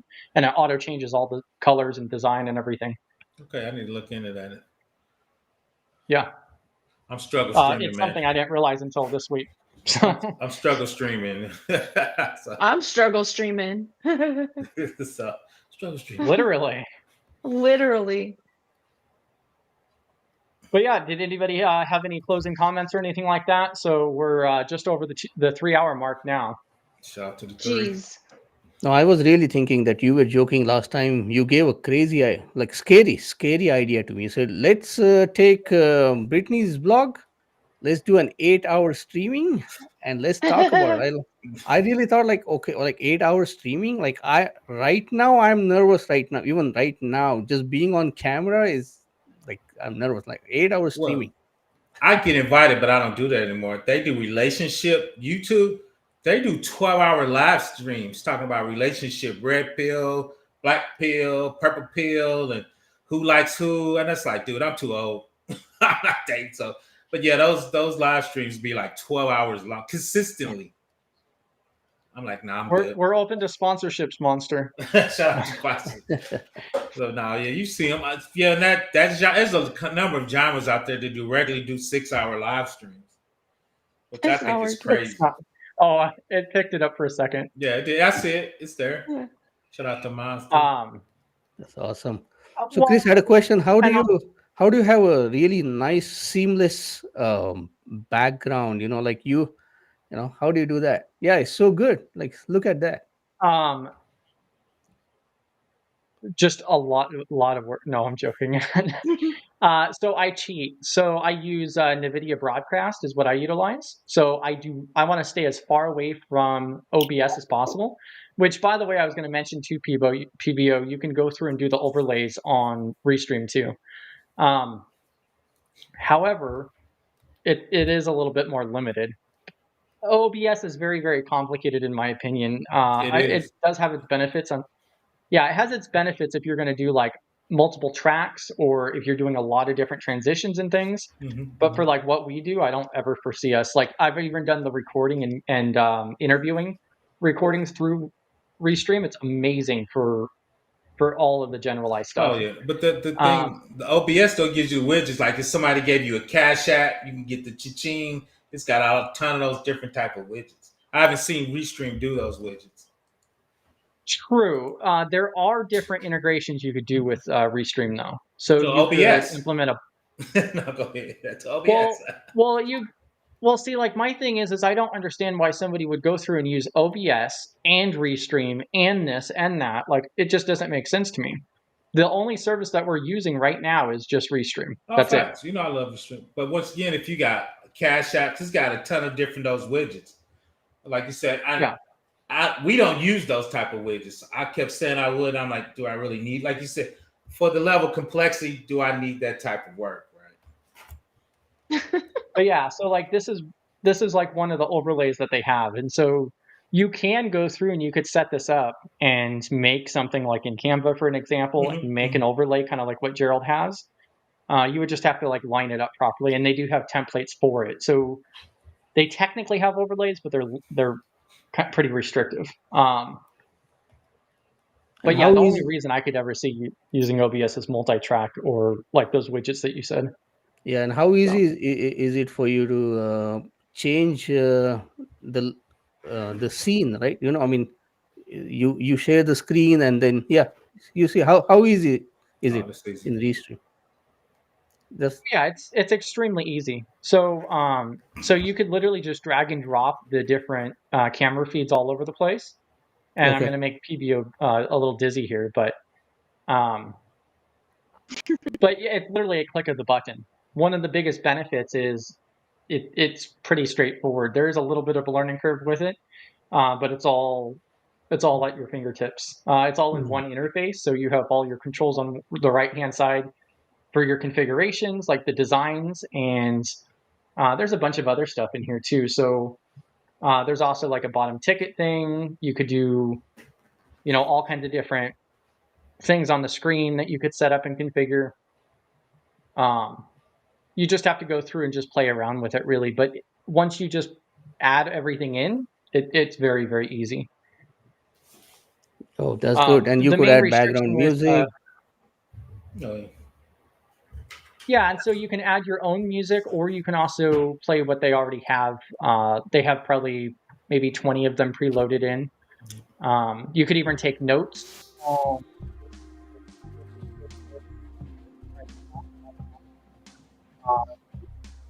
So something that's not in the main interface is the Restream bot. So like it takes the chat from every source and puts it into Discord and shares it on each platform too. And that's part of Restream on the backside. So Gerald actually uses a separate service for that. So, or like the shortcodes that we have, like for PBO or Discord, all of that stuff is all inside of Restream. And everybody's going to be different. Like PBO over here wants these special integrations and so forth. Yeah. For the complexity, to be honest, I don't know now. I mean, like if I ever went to Restream, it would have to be for a very good reason. Like I would have to, because it's also complicated to bring other people on board too. So that's why people seem to use OBS and Restream or Streamlabs, is because it's difficult to add people into your stream when you run it locally. True. So that's why really I got Restream, because OBS sucks at adding people on stream. You had to do like a customized overlay. It was just crazy. Yeah. So yeah, it's way too much work in my opinion. This comes with more than enough, and there's a lot of customization. So But yeah, I would definitely play around with it. And they have a free tier too. So I would just try it out on the free tier. You get pretty much everything. Some of the designs are locked, but you could still like add your own stuff. And then you have a lower audio or lower video quality.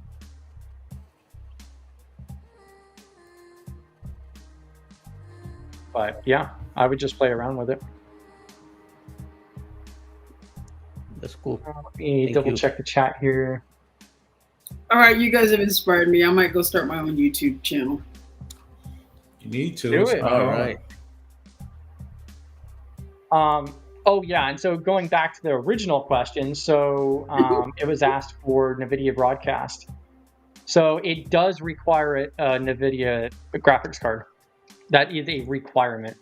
You have to have a graphics card for it. Which I don't have. Need to upgrade my setup. Thanks for hopping in, B-Dubs. She's Thanks, signing off too. Me Yeah, too. I gotta go. Kill it. Yeah, I'm gonna kill it. Yeah, I'm gonna kill it here in just a second. 3 hours. But yeah, so it does require the graphics card. Thank you for hopping in too, Davey, by the way. Thank you, Okay. Brenda. And then, yeah, GRC Mafia. So we'll be back again next week. And so next Tuesday next Tuesday at 11 is when the first privacy stream portion, which will be the introduction, will drop. And then next Thursday, we'll have our next meeting, which is going to be the job readiness and group resume review.